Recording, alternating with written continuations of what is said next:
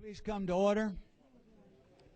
Everyone, please, if you would, please turn off your cell phones, and we go ahead and get started. Before we do, I'd like to ask Representative Setzler, if he would, to please open our meeting with prayer.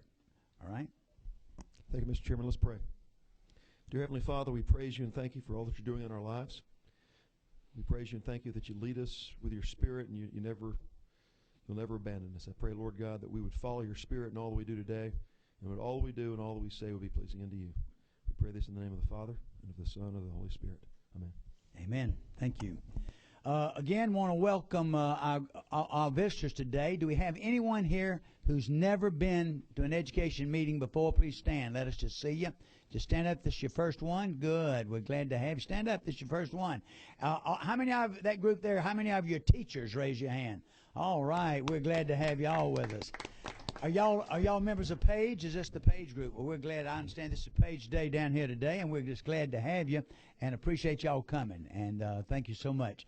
We got a busy, very, very busy schedule today. If anyone has anything they want to say to a group, we're being recorded, so you know that.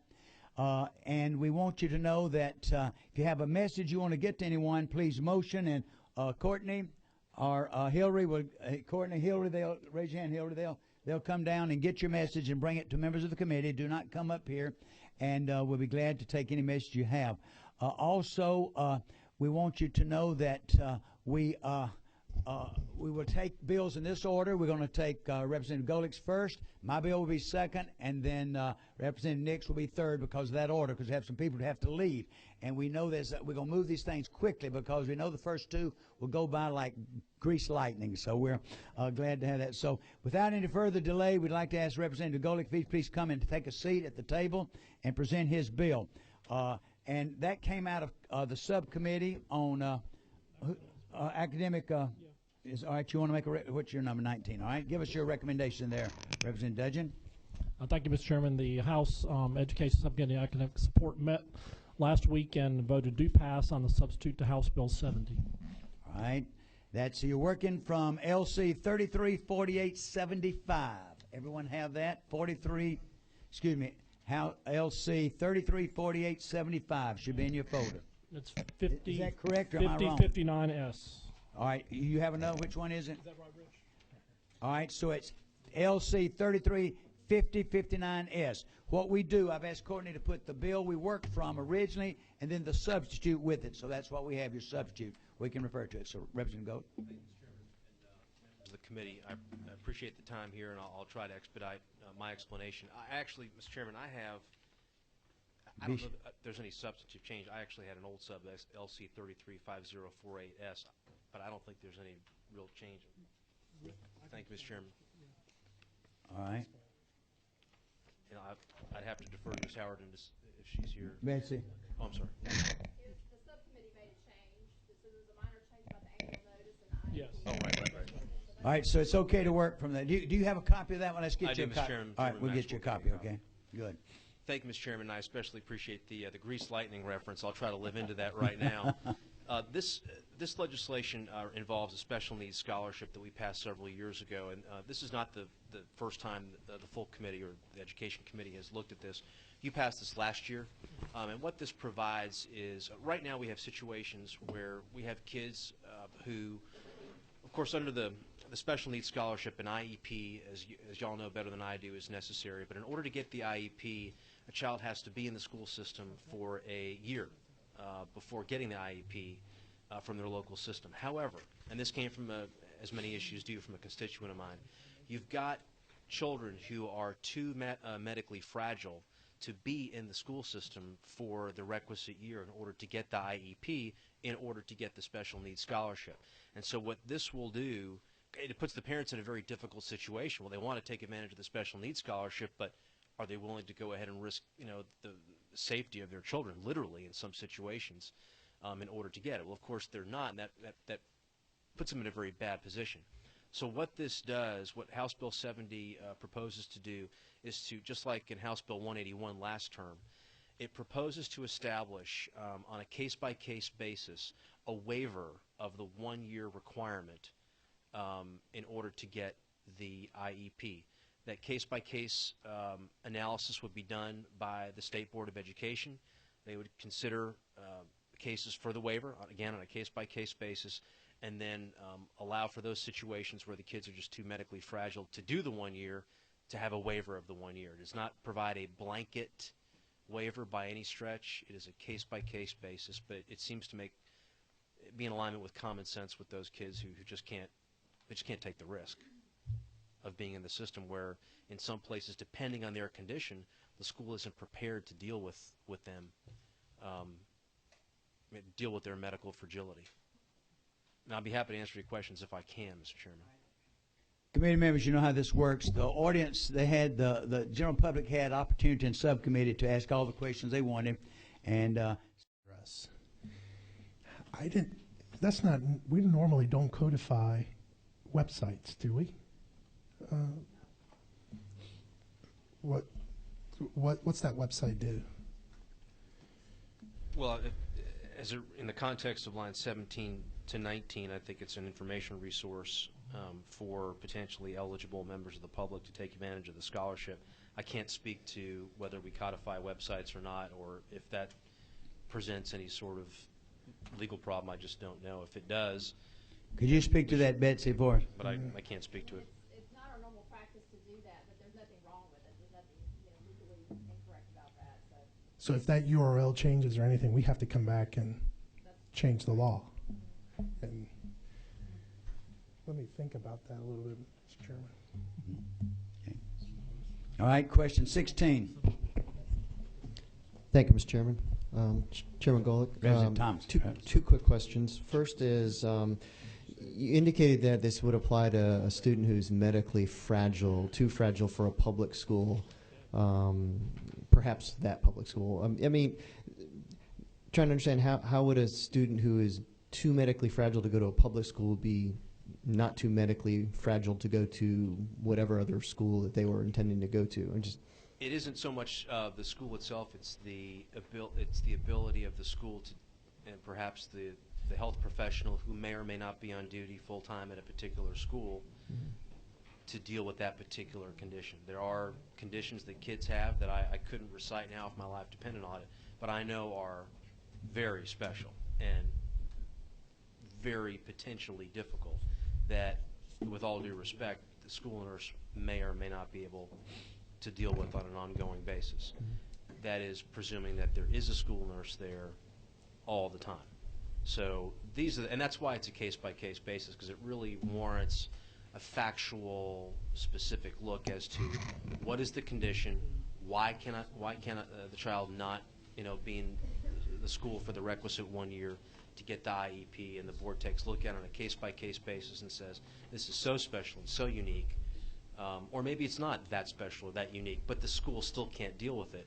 It's very factually specific, and that's why we drew it up. And my second question, and this may not be something you have the knowledge to answer, maybe someone on the committee does, but in terms of developing an actual IEP for an individual student, I mean, it's been my understanding that it takes a period of time to do that. So I'm just curious what it means to be expedited.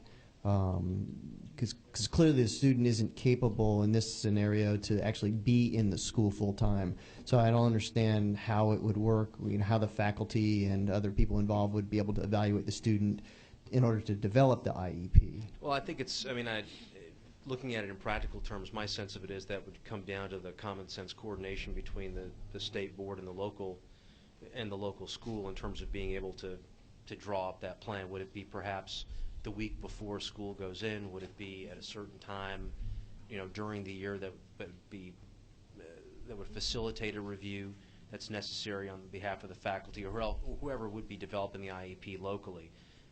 The bottom line, and it could be anything, but my sense of it is it's more of a collaboration between the state and local in terms of, okay, we need to get this done. What's the best way to get this particular unique case done? Is it before school starts? Is it after school starts? How much time? How are we going to do this? It really comes down to the ability of the state and the local authority to communicate and be effective. So you wouldn't imagine this exception being used very frequently, I'm assuming? My sense, well, the short answer is I don't know.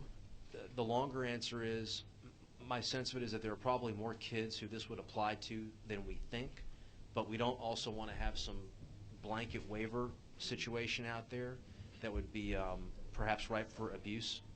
And so that's why we have it on a case-by-case basis, and the board can go ahead and make a factual determination and make a decision on it. It's just, again, it's case-by-case. I wouldn't want to speculate, but there are kids out there, and I think there's a growing amount of awareness right now that this is an issue, and that there are kids who will take advantage of it or attempt to, pursuant to the board's approval. Thank you, Mr. Chairman. You're welcome. Thank you. 12, Representative Maxwell. Thank you, Mr. Chairman. I'm like Representative Costas. I've got some real, I think, problems with 16 through 20 that was added in here. I think we're getting a little. We're telling them exactly what format they've got to approach these parents on, and giving the website. I don't know. I understand. Saw Mr. Costas over there working with some of them. I'd have to. I think pretty much if we pass this forward move, that those lines be stricken. I'm not sure that needs to be in there. I think that's going to be taken care of right now. All right. I think you're going to see an amendment right now. Okay. I see no more questions. So, do I have any amendments at this time, Representative Casas? Thank you, Mr. Chairman. To address the issue with the website, which, by the way, we tried the website and it doesn't work. It's not there. Oh, good. Good. Good So on line, what we'll do is after parenthesis IEP parenthesis period, that the rest of the sentence on line 19 and 20 will be stricken, since that is the wording on the form.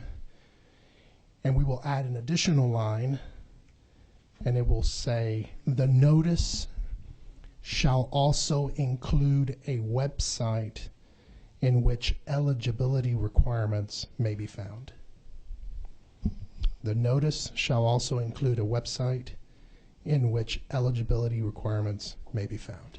All right, does everyone see what we're doing on line 19 after IEP in parentheses there, period? We're striking that line. And once again, what are you saying, Representative Casas? You're saying? There will be an additional line that will say the notice shall also include a website in which eligibility requirements may be found.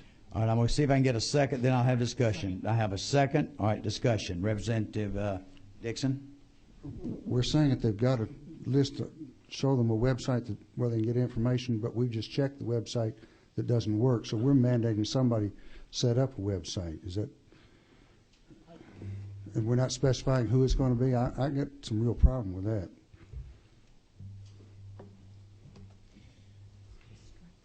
Why don't we just strike the website language, period? Okay. Just strike that period. Hold it. Wait. Just wait. All right. One other discussion. All right. 12. Thank you, Mr. Chairman. It's back over to me. I've got the same issue with that. I mean, these websites come and go. And relative to the eligibility requirements, is this eligibility requirements for us on this particular piece of legislation? Is this statewide, national-wide? What kind of eligibility are we looking at? 19. I think Department of Ed already has a website, and my computer would cooperate. I was trying to find it. Is the Department of Ed out there? Do they know? Do they already? I would presume they already have these requirements listed. I'm sure there's a website on DOE out there. Are they not here again? Where's the DOE? Raise your hand. They already do. They're what? That's the policy website. I'm doing Okay. special needs scholarship program. Okay. The policy website of the DOE. Good. Very good. Thank you. Come up front in case they have more questions. Just, that's good because I want to be sure my DOE didn't leave me.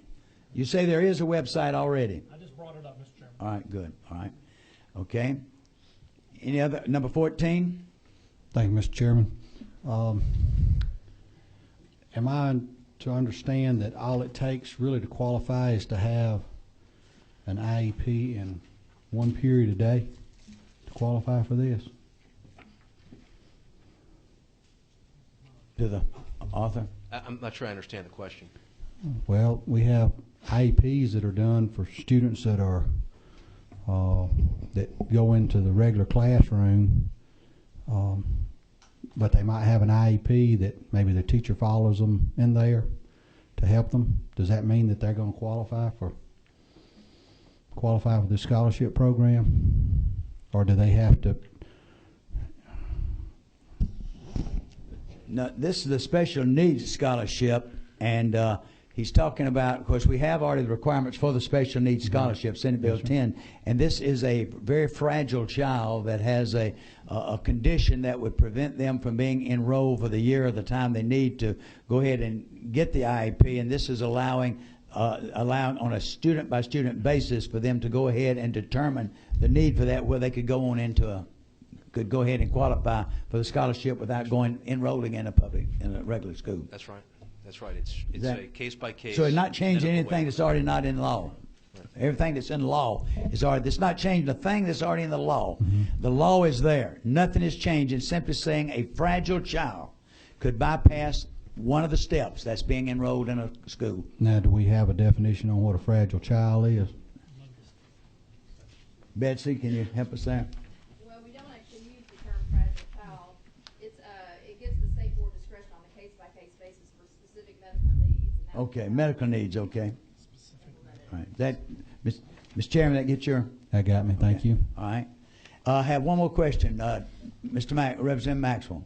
Sorry, Mr. Chairman, but I'm still going back to that line 18 in there. This letter that the school boards are going to have to send out, it says, it doesn't mention anything other than if your child has an IEP, Individual Education Program. It goes back to what Chairman Benton was saying here. And I know it's explained over on the second page, these different disabilities and all that, but to me, we're leaving that open to misinterpretation. If we just say if your child has an IEP, you may be eligible for this. I'm not sure that entire section needs to be. All right, the author of the amendment has a comment. 19? Second, okay, no. Representative Maxwell, I think this section is really about making sure that people know about the Georgia Special Needs Scholarship in general, not about the medical exception. In other words, the medical exception in Section 2 is adding to say that we are, having this case by case for a medically unique child not to have to enroll. But this is just more around, Section 1 is more around just making sure that the community knows about the availability of the scholarship. So it's a separate, it's not saying you might be eligible for this medical exception. It's just saying you might be eligible for the Georgia Special Needs Scholarship, SB 10, which we passed several years ago. All right, 22. But we already say that in an existing law. The resident school system shall annually notify prior to the beginning of each school year the parent of a student with a disability. It's already in there that they have to notify these people. Mm-hmm. It's redundant. Okay. All right, we have here's the situation. We have an amendment, have a second. If you don't like it, we can vote it up or down. We can vote if we vote it down, then we'll entertain another amendment, or if we vote it up, we go with that. So at this time, I'll entertain. We have a motion and a second. All in favor of the amendment, and Betsy, read it one more time. All right, be striking the sentence on line 19 and 20 and adding new language that says the notice shall also include a website in which eligibility requirements may be found. If you don't like that, we can vote it down or up. All in favor, please indicate by raising your hand. All right, count us, Courtney. All right, 6 I get. Is that what you get? How many? Raise your hands once again. Help me out, girls. Let's go. How many? 7. All right. All against it, raise your hand. 8. It's how many? 9. The amendment is defeated. All right. I will entertain another amendment at this time. Did you have one, Representative Maxwell? All right, Representative Dixon, do you have one? Okay. I would just say, go ahead. Strike the language that's underlined in this, which begins on line 16, so that we leave it with the existing language regarding notification. So you're striking from where now? You're striking everything from. You're striking what? What are you striking now?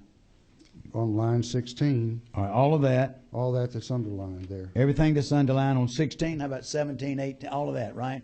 So, yeah, that would be 16. The last 16, starting with the comma, down through 23. Down through 23. Okay, you're striking all that section. Betsy, what would that do? Well, I mean, you could just take the section out of the Is that what you want to do? Take the section out of the bill? Because that's what you're basically doing.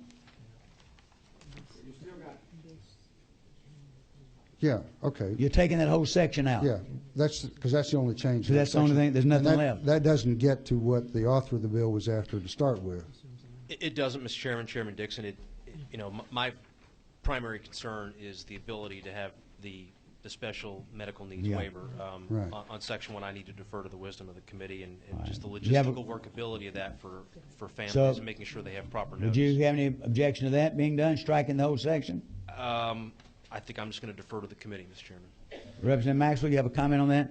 No, I was just saw where we added by in there, but that's all right. We're taking the whole section out, is what he's proposing. All right, do I have a second to that? Second. I have a second. All right, what we're proposing here, I see no one else wanting to speak. We're proposing striking section 1 completely from line 8 down through 23. Is that correct, Betsy? That's right. And that does not affect the bill whatsoever, other than just information. That's right. We'd also have to revise the title and take some language out of the title on lines 2 and 3. What would you do there? Oh, okay.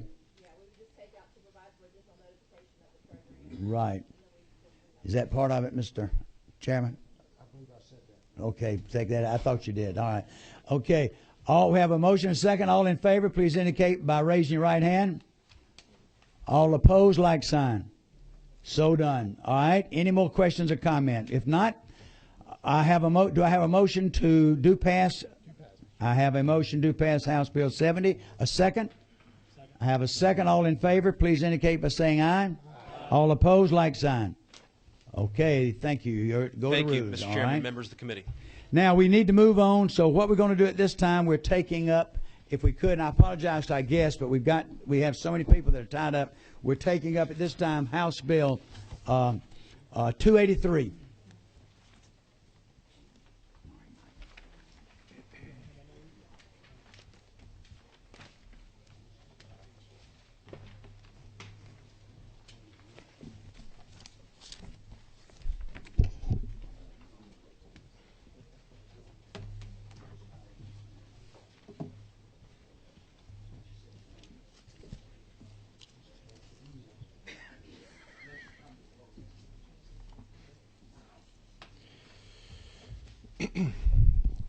Okay, members of the committee, you have before you House Bill 283. You should have a summary page. Should have the original bill in its form, House Bill 283, and it's LC 335002. That's the bill in its original form. You have the substitute, which we'll be considering today. It's LC 335042S. LC 335042S. That's the substitute. There are also 3 formal amendments. And we will consider the amendments after the presentation of the bill. So authors of those amendments, if you'll be ready for your presentations. Mr. Chairman? Thank you, Mr. Chairman. Appreciate you. You have before you today in House Bill 283, you have one of the 2 pieces of major legislation that was proposed by the Education Study Commission, Financial Study Commission, that met for the last 2 years. And this is what we call the Title 20 bill.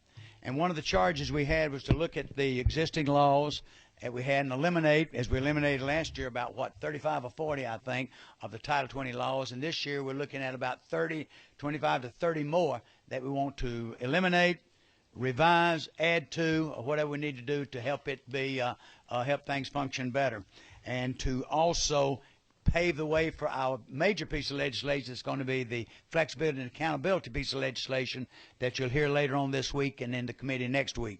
So at this time, if you look, and we'll go this quickly section by section, I'd like to ask you, if you would, please, to hold your questions for me, because and just jot down the section you want to go back and discuss, and I'll be glad to go back and discuss them if I could, Mr. Chairman, or you may want to, however you want to do it. It's your ball game. But if you look at your summary sheet, this page that you have in your folder, 2 pages, it says the Title 20, what the bill does. And basically, I don't want to insult you by reading, but I want you to, this is important, because basically what this bill does is the following. It implements the recommendations from the Education and Finance Study Commission. And these recommendations include repealing very old and obsolete laws, sections in the laws. For example, the superintendent will be housed in the courthouse within the county where he resides. Repeal top-down restrictions on how middle schools must run. I mean, that was done back in the 70s, and these things are so antiquated. Also implement, we have to adjust the weights, and when we talk about weights, we mean how money is allocated, the multipliers we use for allotting money. Also, it establishes a grant program for our technology with additional bandwidth we're going to talk to you about. And it also changes some of the numbers for counselors, psychologists, and we'll be talking about that. It changed. Now, one thing it's going to do a lot of, and a lot of it just, it changes the names of a lot of the programs from technical to vocational, technical, and agriculture education from vocational. Since we've opted out of No Child Left Behind, it's eliminating a lot of the No Child Left Behind language because we're not operating under that anymore. It talks about 3 types of charter schools. So we'll talk about that in a few minutes, and I have some of the State Department to help me there. It defines those. And so basically, this is what the bill does. So I'm going to go by it section by section quickly, if I may, as you have any questions now. And Mr. Chairman, members of the committee, what we'll do, since we will be considering 31 sections in this bill. Mr. Chairman, if you'll present each section, and then we'll just see if there's any questions or any. I think that'd be fine per with me. section. One thing I want you to realize, when you read this bill, and this is a problem we have many times, we are not adding all this language. The stuff that's underlined, the language that's underlined is what we're changing or adding. Most of this language is already in the law, so it's not like we're adding a whole new section. So don't get confused, say, why are we saying this or why are we saying that? That's already existing law. All right, Section 1. What that section does, basically, and I have with me, who's worked awfully hard on this bill, Representative Dudgeons, and he will be chiming in. We'll just work on this as partners, and so if he wants to say something, just chime in when you feel like you need to. Section 1, what that basically does, that repeals the consolidation of school districts. What we encouraged under Wazelle Mill and Roy Barnes 1187 encouraged some consolidation of school systems. And when we consolidate schools or close schools down, the law said they had to build the new school in the center of the district, or center where they were. Well, that may not be the best place to build it. So we're taking that out of law. So that's what all Section 1 does. It says the schoolhouse to be located as near the center of the district as practical. That's not even practical or the thing to do anymore. So we're eliminating that. Section 1.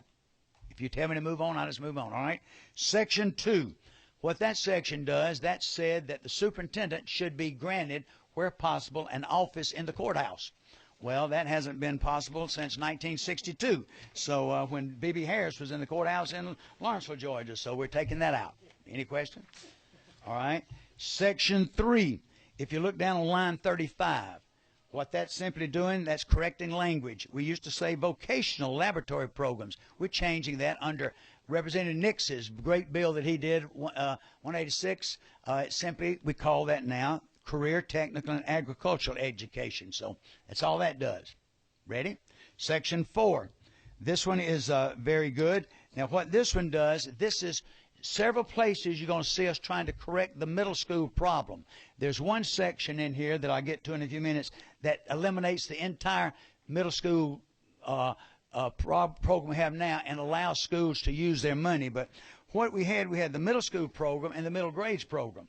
And in order to get an additional grant, you had to use the middle school program. That meant you had to have common planning periods, you had to have electives, you had to have grades 6, 7, and 8, and you could not have any other combination. Well, that's antiquated. We're talking about flexibility for these school systems, so we're eliminating that. It doesn't matter how you organize it, 5th, 6th, 7th, 7, 8, 9, however, you can still get the money. We hope you'll still use it for the middle school incentive grant, but that's taking that out. Any questions? Section 5.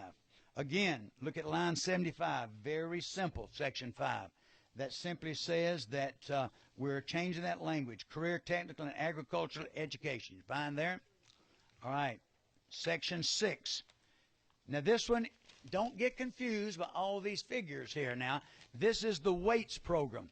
Now what has happened here with the weights program, I think you need to... Anytime the QBE calculated weights vary from the weights in stature by more than 1.5%, we need a weights bill, housekeeping bill, to update the weights. We have to have a weights bill every few years to change as changes in pay and benefits, specifically TRS, State Health Benefit Program, change in weights. The Department of Community Health has changed how health insurance is billed, and I know everyone have heard about that. For teachers, health insurance was always calculated and paid based on a percentage of payroll. That's been changed. So what this is doing, that's correcting for that. Also, the QBE Study Commission recommended some changes in the weights for school counselors. You'll see that reflected on in the bill. That's all this does, people, changing the weights for the multipliers. Any questions? We have one question. Yes, sir. Representative Thomas. Thank you, Mr. Chairman. Chairman Coleman, Yes, so sir. I just want to be clear, I understand this. So by changing, let's say, the kindergarten program, the weight is lower, does that mean that that program will now receive less money? No, what it means, it simply means that maybe the teachers, the T&E, training and experience money they've gotten, they're getting additional money. It could be that their health benefits have gone up. They may be paying more of the part, or the system may be paying more. It's adjusting for what's being paid.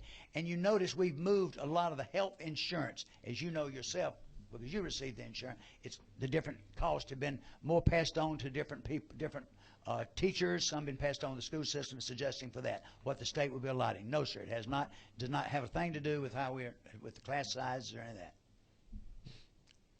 Okay, thank you. Yes, sir. And I'll be glad to get Christine. We'll sit down and have a lesson on that.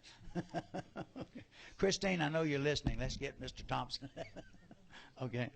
All right, Mr. Chairman, we ready? Mr. Chairman, any more questions? No more questions. You can Okay. We're trying to understand it here, Mr. Chairman. Representative Dixon, do you want to comment on that one? I'm going to let him comment. All right, yes. I think originally the idea was that the weights would drive the money, Yes, sir. but in reality it works the other way around. Yeah. The weights are calculated from the What money. money we have. We figure out how much it's going to cost to do it, and then we calculate it back out of that. That means Yeah. the weight is this. But we so have to put that in law. it's kind of a little different than what it was originally designed to be. All right, Section 7. Now listen to this one very carefully. This is one that's quite a change. Section 7. This one here is the one that's charter systems. In the charter system law, charter systems, if a system became a charter system, they received $100 per child to go into the charter system for the term of their charter, which was 5 years. Upon renewal, they could renew it for another 5 years if they were successful and get another $100 per child. That was not too much of a problem when we had 3, 4, 5 systems, but now we have coming on board Fulton County. I understand Gwinnett's talking about coming on board, or several others, so this could get quite expensive. And so what we're saying here, we want to encourage people to move into charter systems. We think it's great, bubbling up, local school level management. But what this is simply saying, look on line 210. It's saying through the end of the term of its charter, which shall not include a renewal. We're going to go ahead and continue paying the 13 systems that are getting the money right now through the term of their charter, which is 5 years. But we're saying for any charter system that was approved on or after January the 1st, 2012, the charter system will be eligible to receive a one-time implementation grant, the amount to be determined by the Board of Education, subject to appropriation by the General Assembly.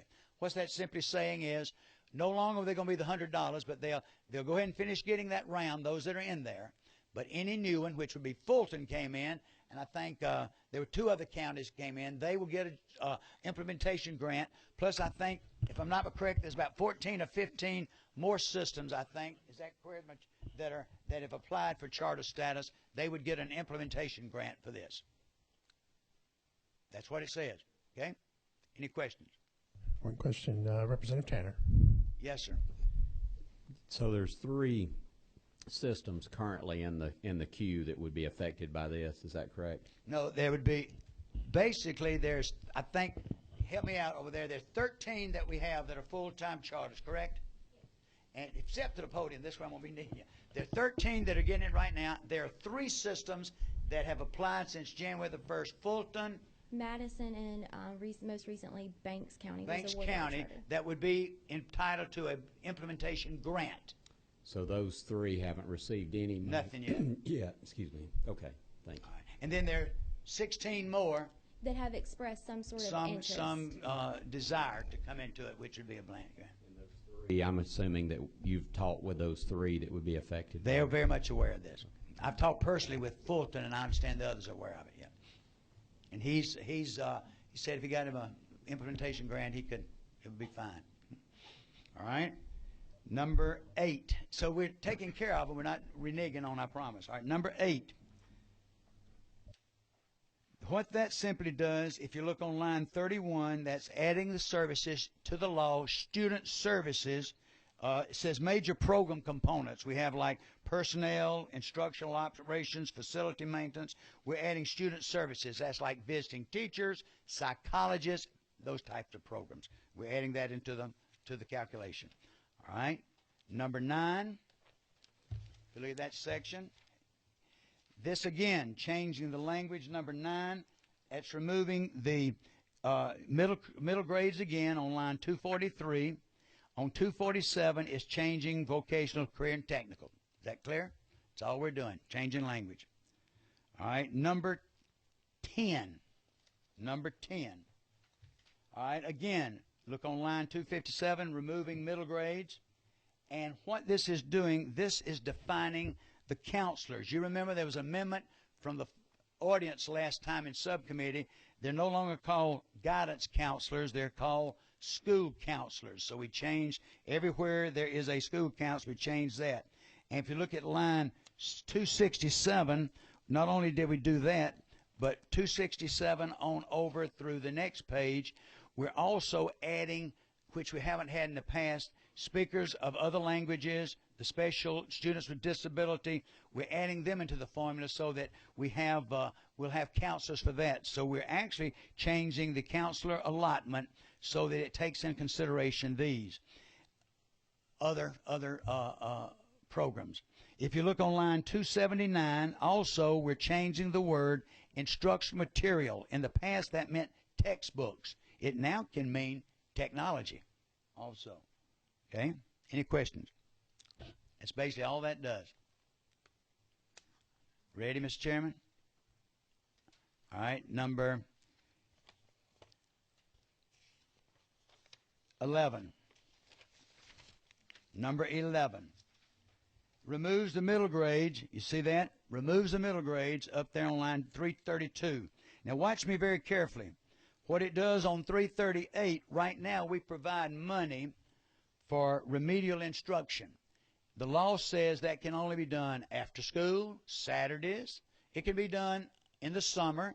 We're simply saying, many of the superintendents, we met with over 100 superintendents, Mike and I did, in this study commission, asking them things they wanted. They said a lot of those remedial programs could take place during this regular day, and they needed to use that money for that. So that's what that does. That allows that money to be used, if you look on line 340, and additional instruction program during the regular school day.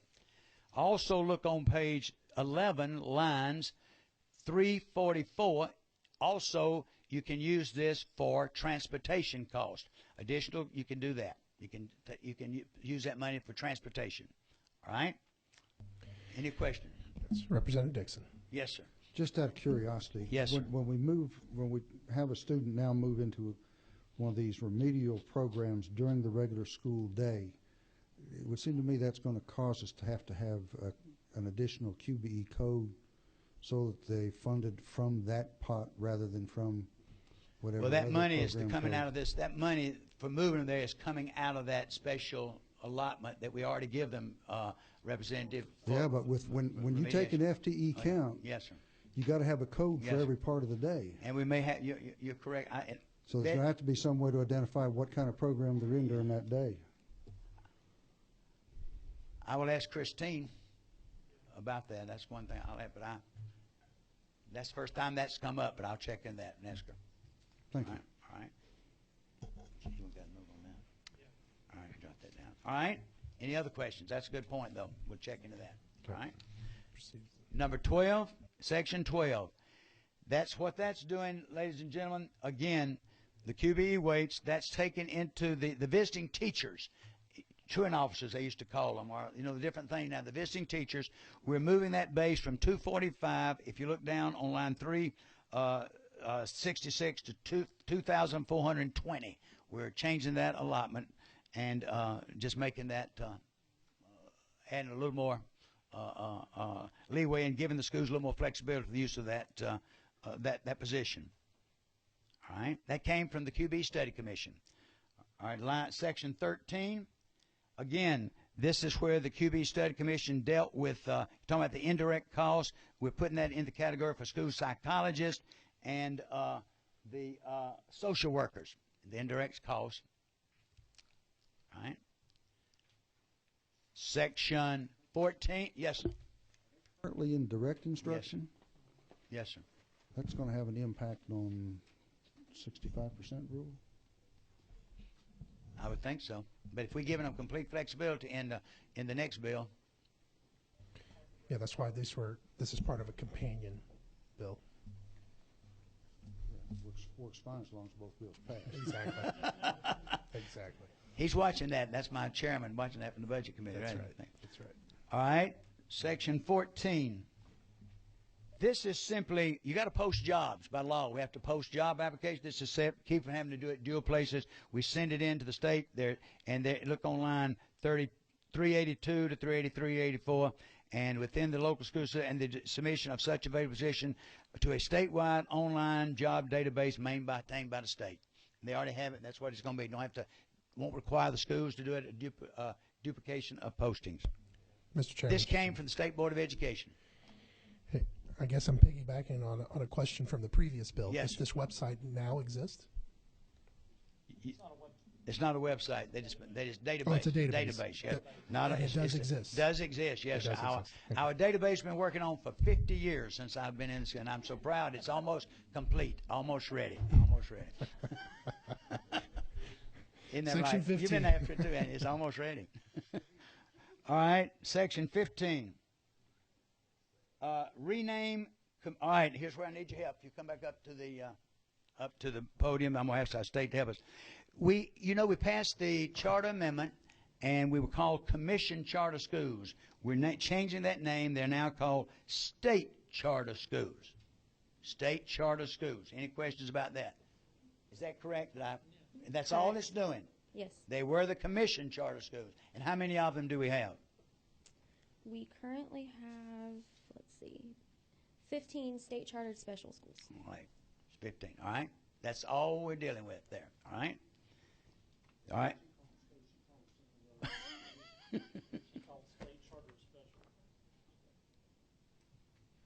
Yes, state chartered special schools, when the commission was ruled unconstitutional, the state board stepped in to approve those schools. They're known as state chartered special schools. So now they're called State Charter Schools, correct? Yeah, once the commission approves schools, they will be known as state charter schools. This is approved. That's why we're saying they got another name right now. All right. Okay. Number 16. 16. Removing obsolete language from the No Child Left Behind. Look at line 404. Needs improvement. That's no longer around. That's the No Child Left Behind, that language. All right. Look on page 13 again, line 410. That's just unacceptable. That's the new ratings we're using in our new report card. So look down there at 430, just needs improvement. We're getting rid of that language. All right. You ready, Mr. Chairman? Section 17. Section 17 on page 14 removes mandatory training from the RESAs. All this simply did, RESAs had to have this mandatory training.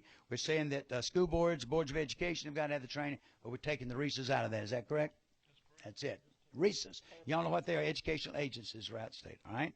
Section 18. Section 18. Again, line 485, getting rid of the language. Vocational to career technical agriculture education. Section 19. Section 19. All right, this one right here, grant program for technology bandwidth. Now, what this is saying right now, we're going to have an amendment here. later, but this is simply saying that because technology is so critical that we're going to allow up to 5% of the QBE funds to be the capital outlay funds, rather 5% of the capital outlay funds to be used for technology to grant special technology grants. We're going to change that, so you want me to wait on that amendment or talk about that now, Mr. Chairman?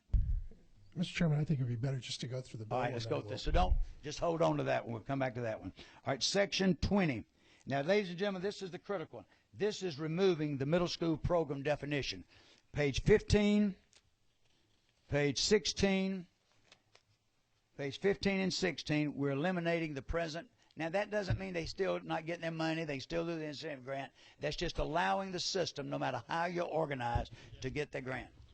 I was going to add a little clarification on that. When we did the study, about 90% of systems were already meeting this middle school program definition and getting the higher funding rate.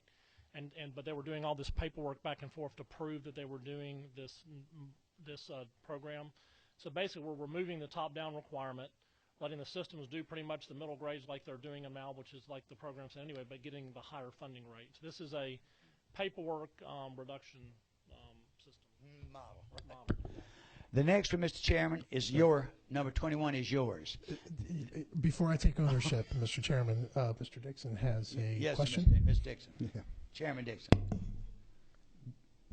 Is it the existing middle school weight, or we change that weight in this process of this too? Yeah.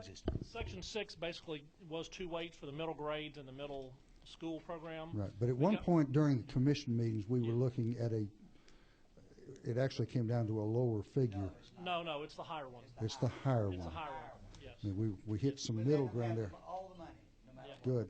That's right. They get the higher of the two. That's correct, yes, sir. Mr. Chairman, this is yours now, number 21.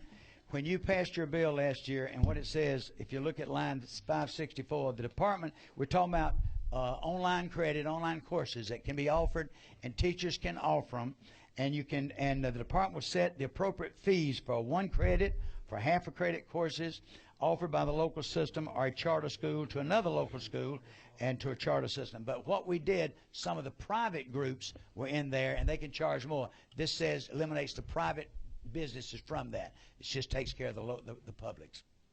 And so they can charge their online courses, set the fees for those. I'm okay with that. You okay with that, Mr. Chairman? All right, that's yours. All right, Section 22. Again, just does away with the No Child Left Behind language on line 585. All right, look over on page 18.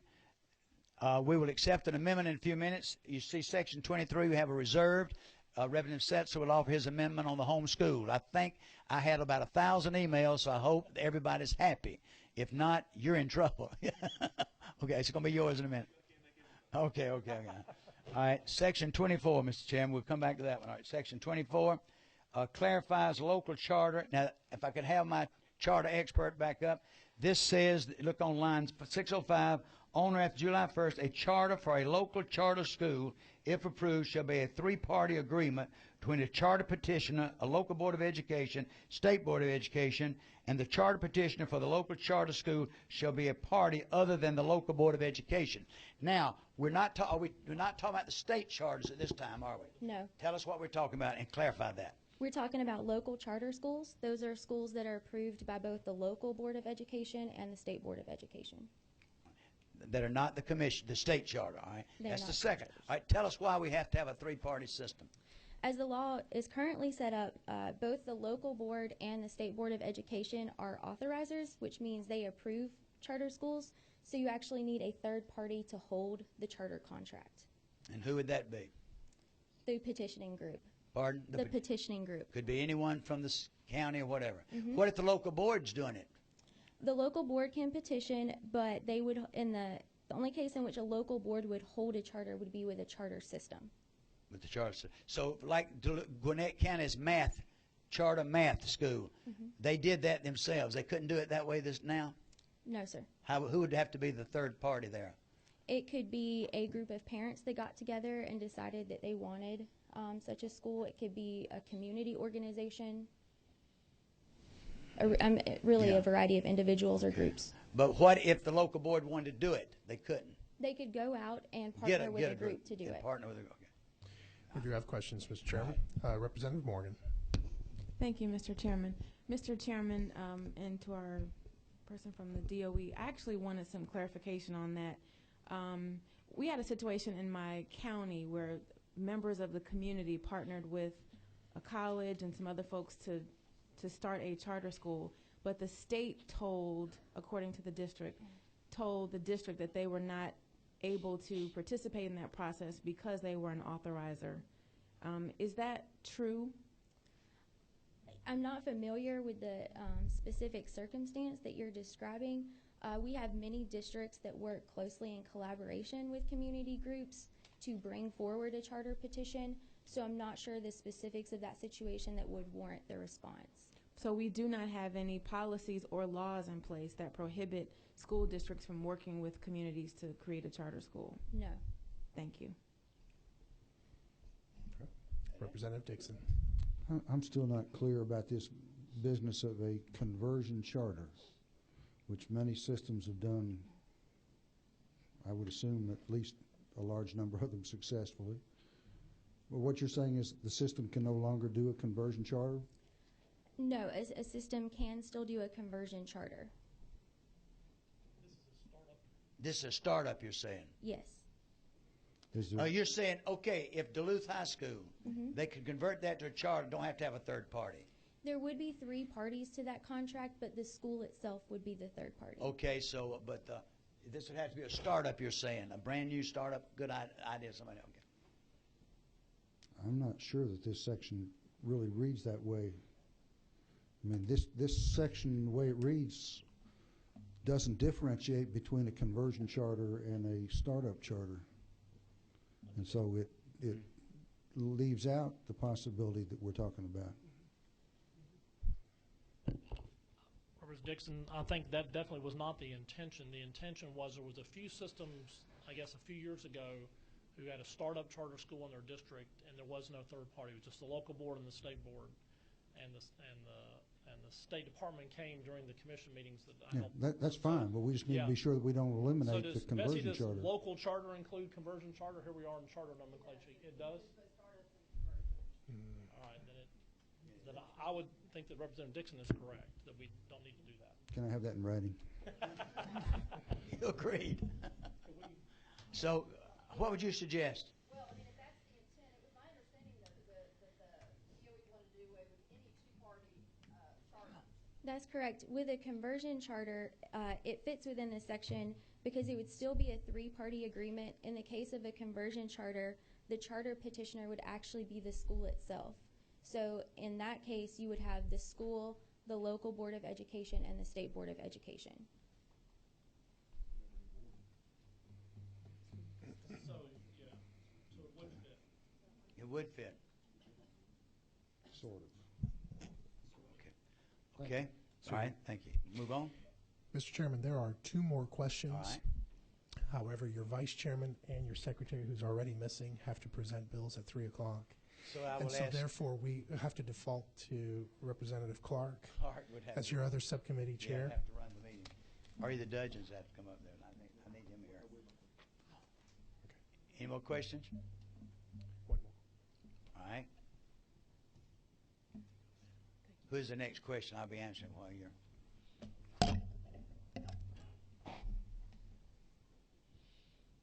Number 16, please.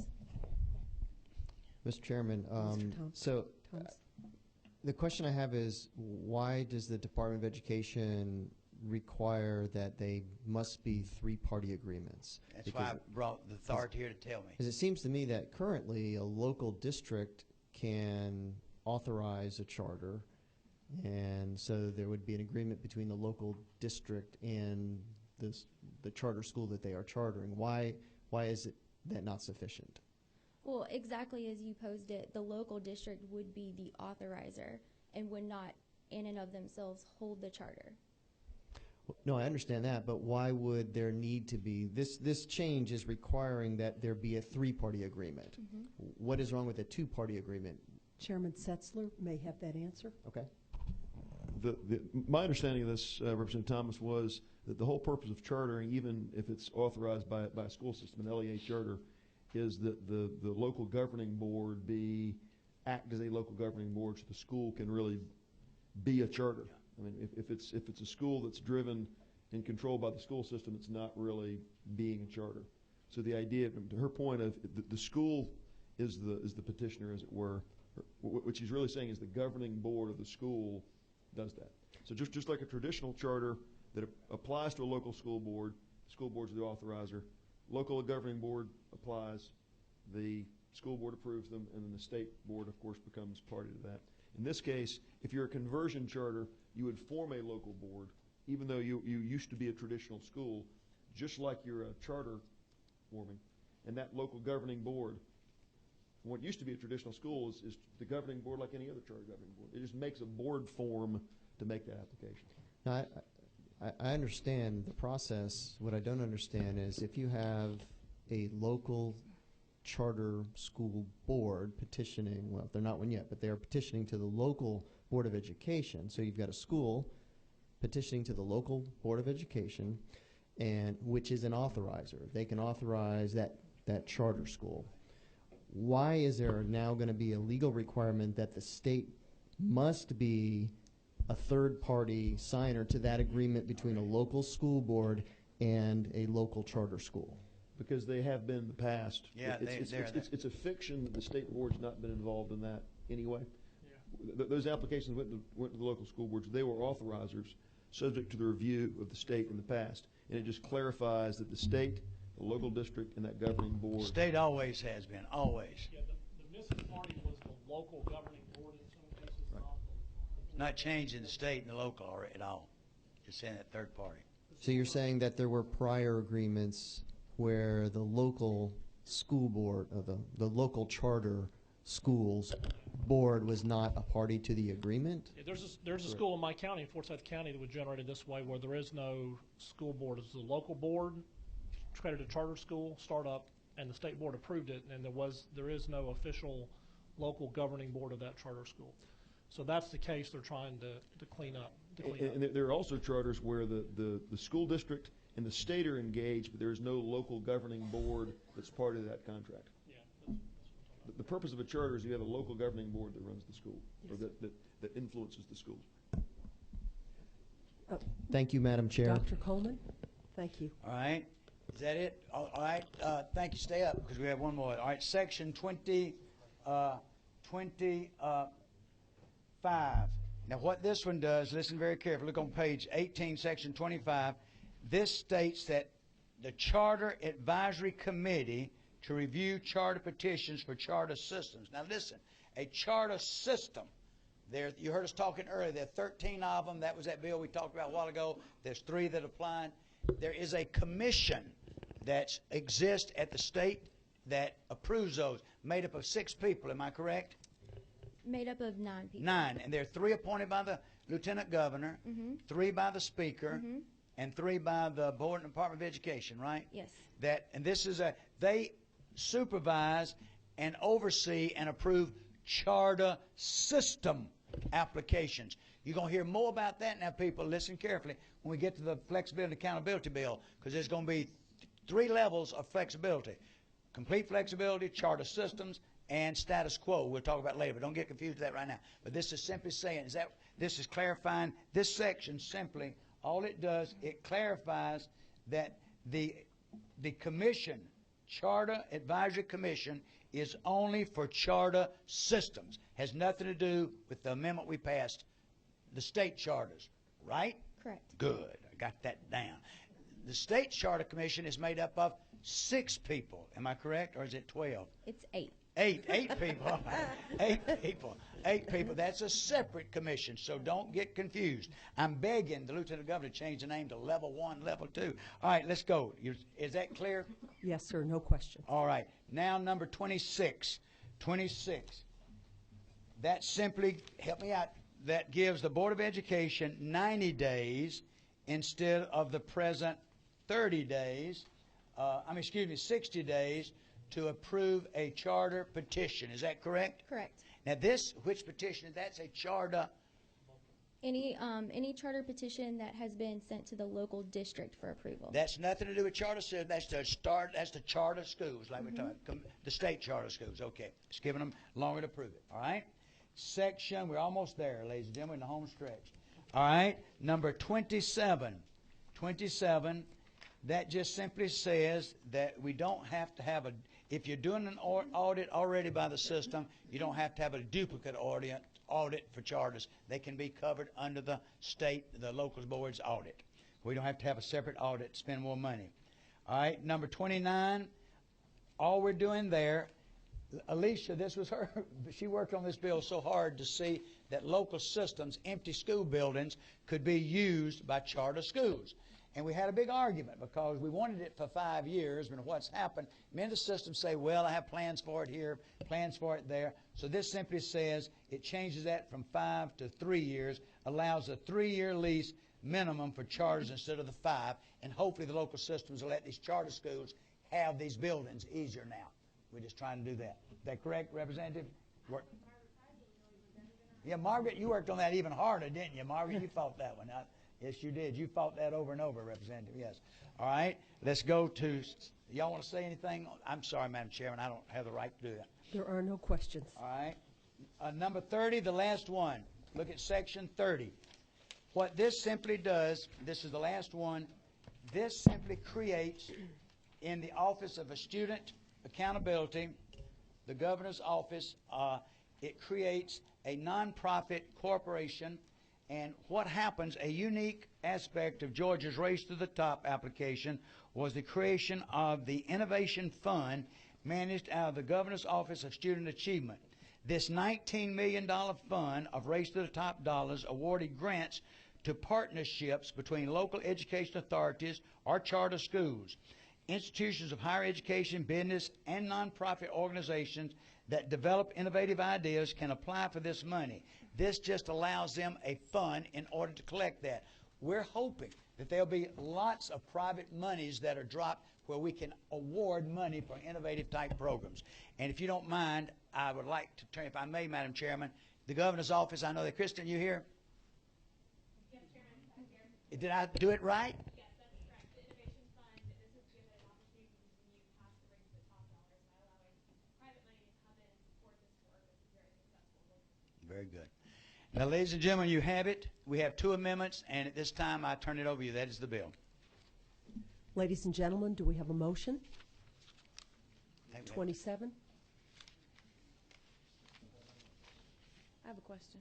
Yes.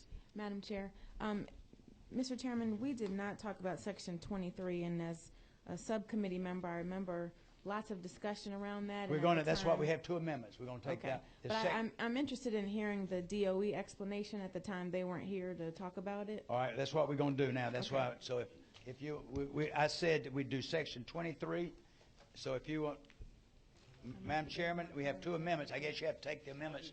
We have to take the amendments first. I want to, don't get, you have to take the amendments and then we'll discuss them and do our. 18, Chairman Setzler. Thank you, Madam Chair. AM 33-1287 is the result of work that the Department of Education, myself, some other legislators have been working on since last summer with some advocates to address something that the State Department has concern they've got with the homeschool law. Currently, for a student who's homeschooled to get a driver's license, the State Department has to provide a certification that the student is in fact homeschooled, and there's a number of reporting requirements. Since reporting goes from the homeschool family to the department now, the department now is responsible for sending all this information out. The department came to a number of us last year and asked if this can be cleaned up this year. This bill does 2 things. First thing it does is it allows parents who are validly homeschooling their kids to self-certify that their children are in a homeschool program. So if you've filed your declaration of intent to homeschool, it's been accepted by the department. If you look on the back page of 1287, on lines 41 through 44, it says the parent or guardian shall have the authority to execute any document required, law, rule, regulation, policy, to evidence the enrollment of the child in a home study program. It's their status grade, any other educational requirement, the parent certifies to do that. And the department's not collecting this information anyway. To ask the department to collect something that they're not party to anyways has sort of been a fiction for all these years. So the department came and said, hey, let's clean this up. Let's allow parents to self-certify. We don't want to be in the position of saying something that we've not been verifying anyway. So this has been work with the department to get that cleaned up. That's the lines 41 through 40, and of course the stricken language on lines 49 through 54. Lines 14 of the bill simply adds that parents may submit written or electronic submittals. What was cleaned up 2 years ago was it required that parents submit electronically their designation to intent to homeschool. It's my belief that if parents don't want to submit electronically, they want to be able to fill out a piece of paper and send it in. The legislature ought not require electronic submission to homeschool your child. I mean, candidly, I just think that's, and the department supports that. And the last thing on lines 35 through 40 is the current law says that attendance records are submitted. Well, with 60,000 homeschoolers in Georgia, the department is in no position to accept attendance records from parents. And they don't want to be in a position to have records that they're not verifying anyway. So the department, as part of this effort, said, listen, let's let parents kind of confirm. We're meeting all the attendance requirements. We've been doing that for years and years in Georgia. Parents have been doing that themselves. They're designating that anyway and always have been. The department said they don't want to be in the business of collecting records that they can't mandate and inspect and check. So the language we've got drafted on 37 through 40, again working with Mr. Tom Wilson, the department, was confirming the attendance. A parent once per year at the end of their homeschool year, they go online or in writing say, I confirm that my child has met all the attendance requirements 180 days a year or the equivalent, and to satisfy the attendance reporting requirement. The department's in no position to accept attendance records from 60,000 parents.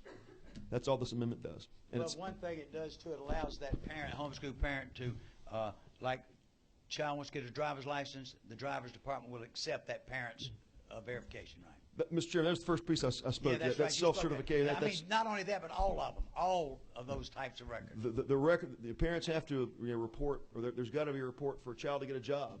Yeah, there you go. They parents can self-certify that to get a job. They can self-certify for a driver's license. Instead of having to go to a school, get them today. This is supported by the department. We've been working closely with them since last summer, and I would ask your favorable consideration. Do we have a motion on the amendment? Is there a second? Second. Madam Chair, I would like to ask the indulgence of the committee for one word. It has been brought to me today by Vice Chairman Cassis. We talked about, if you'll look on lines 37 and 39, the word verification. And I've discussed with the department and legislative council verification, report, confirmation, certification. I'm going to, as I offer the amendment, it's going to be a written or electronic confirmation of attendance. And then on line 39, home study program, confirming. So strike through verification and put in confirmation, and strike through verifying and just put confirming, because that's in fact what the parents are doing. They're officially confirming that they've done this. And as counsel shared with me this morning, it is a legally defensible statement that they're accountable for. Very good. We have a motion to approve, to vote, and we have a second. All in favor say aye. Aye. All opposed? The motion passes. Thank you. Dr. Coleman? Second. Thank you, Madam Chair. Bring your attention amendment AM 33-1288. It's the very short one. This is to do with Section 19, which is the technology grant program. Basically, the governor has been extremely kind to allocate a new class of bond funding at $7 million in his recommended budget for fiscal year 14 for funding capital projects to help schools get more digital learning. The program we propose will basically allow the department to set up a grant program for schools which show they're going to adopt higher speed bandwidth and digital learning in their school systems. The department will be able to grant them capital equipment in turn for them signing up for this bandwidth program. We've been around and around quite a bit on this. There may be at some point some need a little bit more legal language around this in the Senate, but at this point the intent, I think we have fairly well, people have agreed on the intent. So what the amendment does is makes two changes. One, it says that as a criteria for awarding the grant, it can make sure that one of the criteria is, and any previous grants received by the local board, to make sure that the same school system is not getting it over and over and over again with limited funds. And it also strikes lines 501 through 504, which was a way to fund it also through a portion of the regular capital outlay, so we're getting rid of that. So the only funding for this is going to be new funding and will not take any funding away from the existing capital outlay. And that is the amendment. Thank you, Representative Dudgeon. Do we have a motion on the amendment? Yes, 1288. So moved to adopt. Do we have a second? All in favor say aye. Aye. Those opposed? And the motion to approve this amendment. So, Madam Chairman, now at this time I would like to, if I would, to ask you to please approve House Bill 283 as amended. Dr. Coleman, we have two questions before we approve. All right. I believe it's Mr. Thomas, Representative Yes, sir. Thomas. Thank you, Madam Chair. I had a question on one of the amendments before we voted, so it's now moot. 17? Thank you, Madam Chair. I feel even silly bringing this up, but on line 384, we have the two separate words, data and base. And I want to defer to my technology buddy up there, Mr. Dudgeon, but I feel like that word probably ought to be database, one word. It normally is one word, that's right. So I don't know if we need an amendment to change Betsy, that. Betsy has a comment. Yeah, our editors always flag that. It's supposed to, the style of our code uses that terminology. Okay. Fair enough. Very good. Just wanna make sure. Amendment is not necessary. No, it is not. I withdraw. So at this time I make a motion we approve as amended.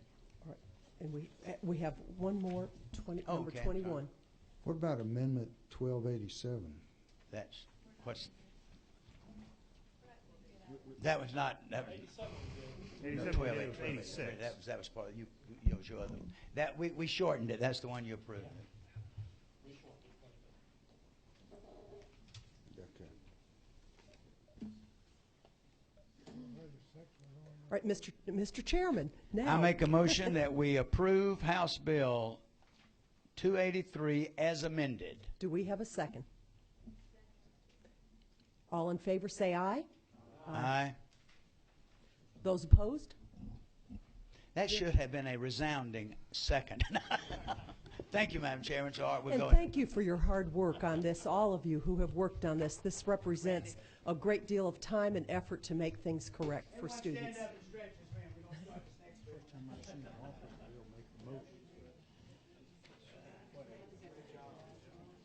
So let's take Amendment 1286, that was approved.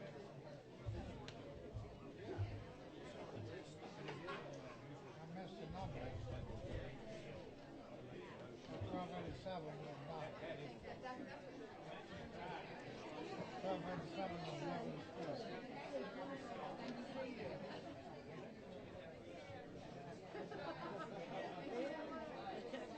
A lot of amendments.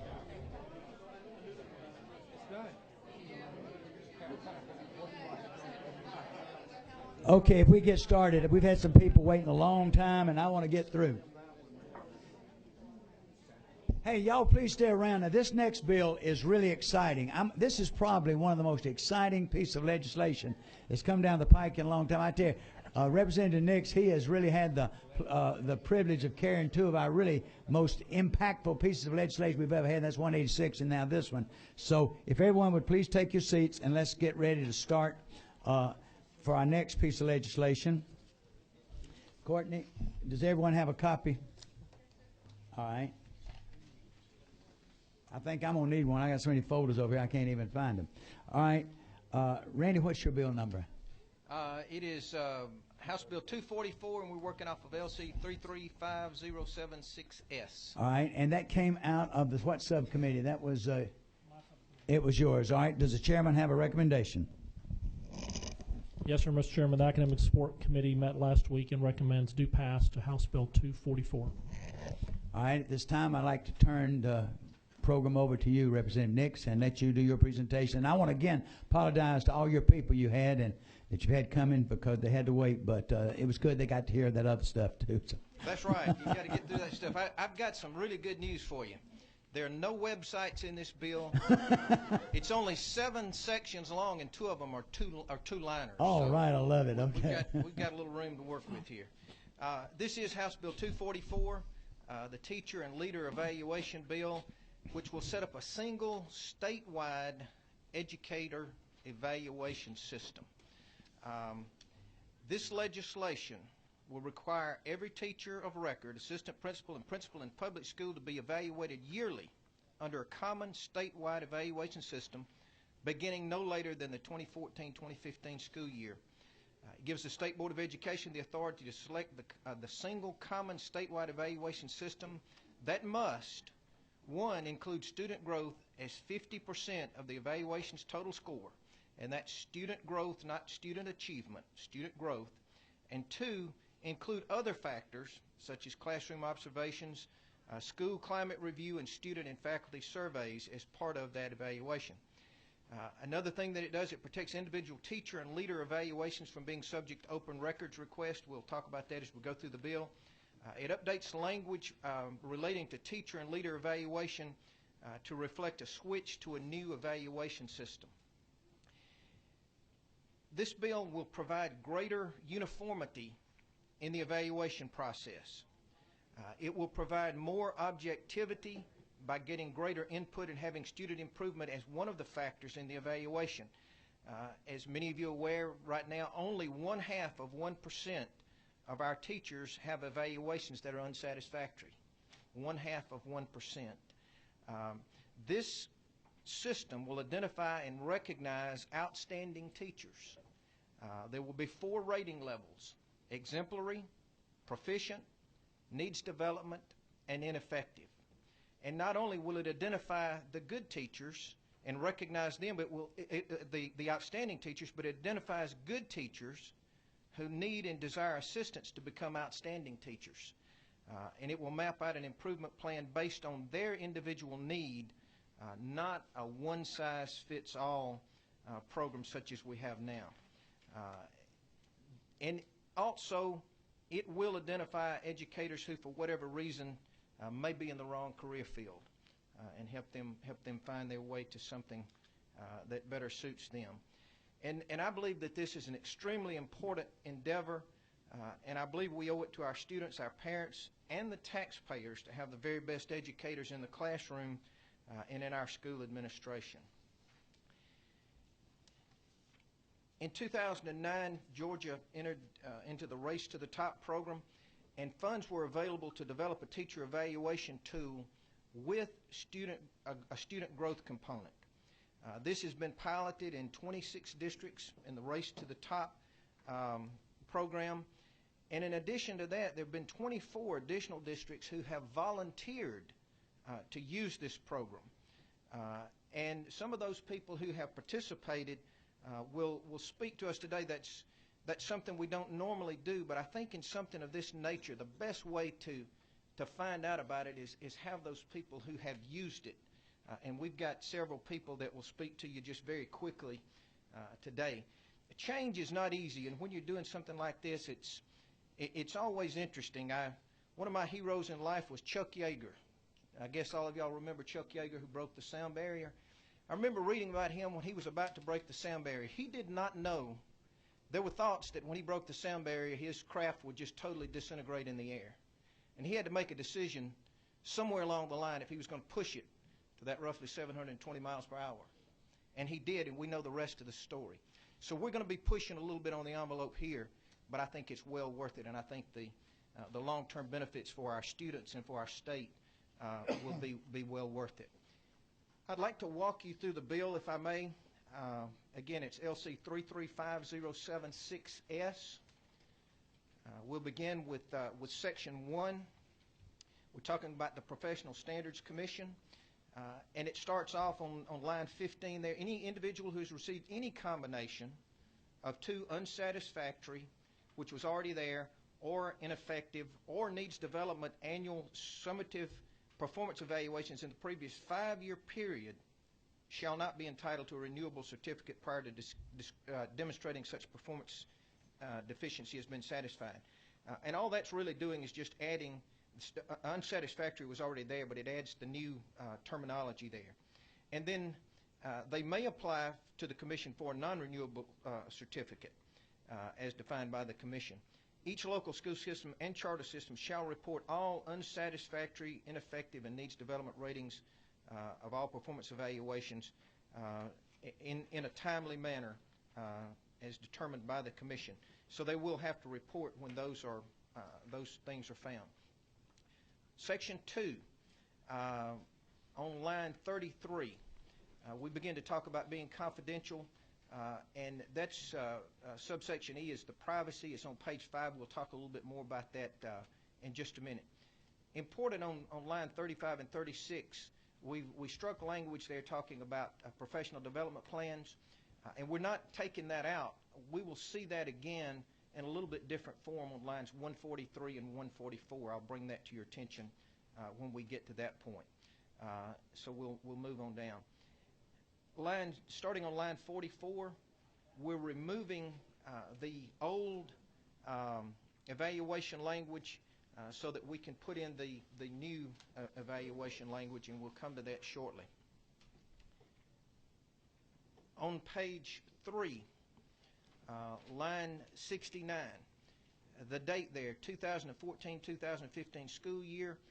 That date is because the funds are available from the race to the top to get that done. That's why that firm date is in there. Line 72, the evaluation system shall be developed by the department in consultation with stakeholders. And as we found out in our subcommittee meeting, there have been a number of people who have participated in this. I think all groups, all stakeholders have had a stake and a hand in developing this evaluation system. The evaluation system shall use multiple measures, but on line 74, prioritizing growth and student achievement. That's really what it's about, and that's what will be highlighted a number of times as we go through here.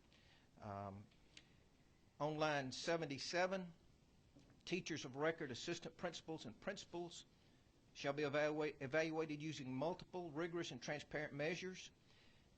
And then on line 78, beginning with the year 2014-2015, teachers of record, assistant principals, and principals shall be given a written notice in advance of the school year of the evaluation measures and the specifics of how they will be evaluated.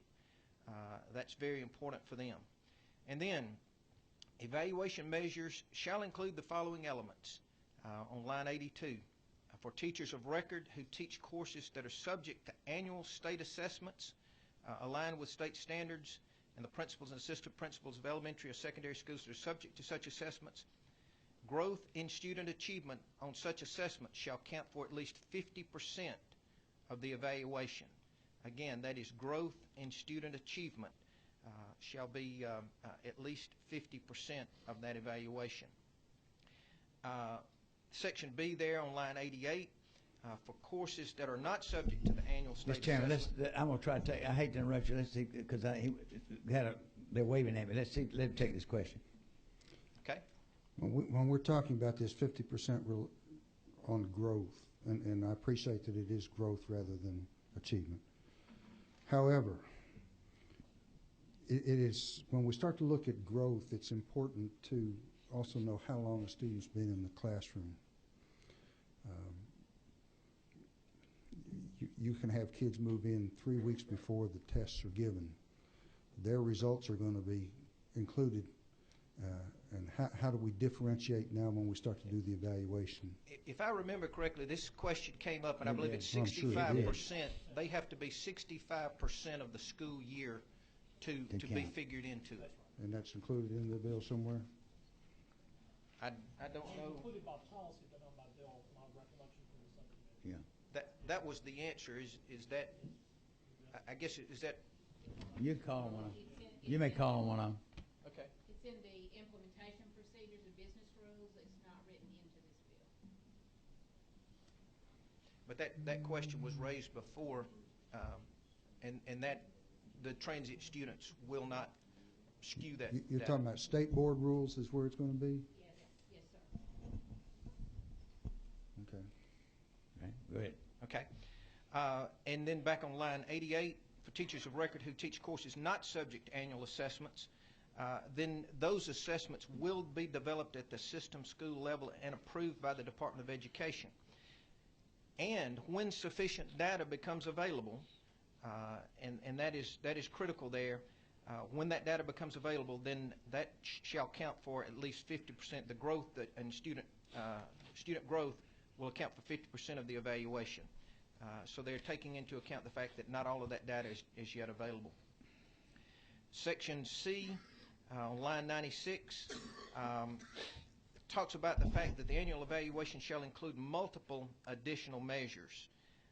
And then very importantly, on lines 98 and 99, the classroom observations each year will be done by appropriately trained and credentialed evaluators.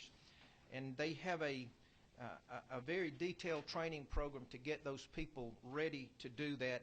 I understand it's an intense 3-day training with multiple scenarios to see that those people are ready to be able to do the evaluations. On page 4, line 102,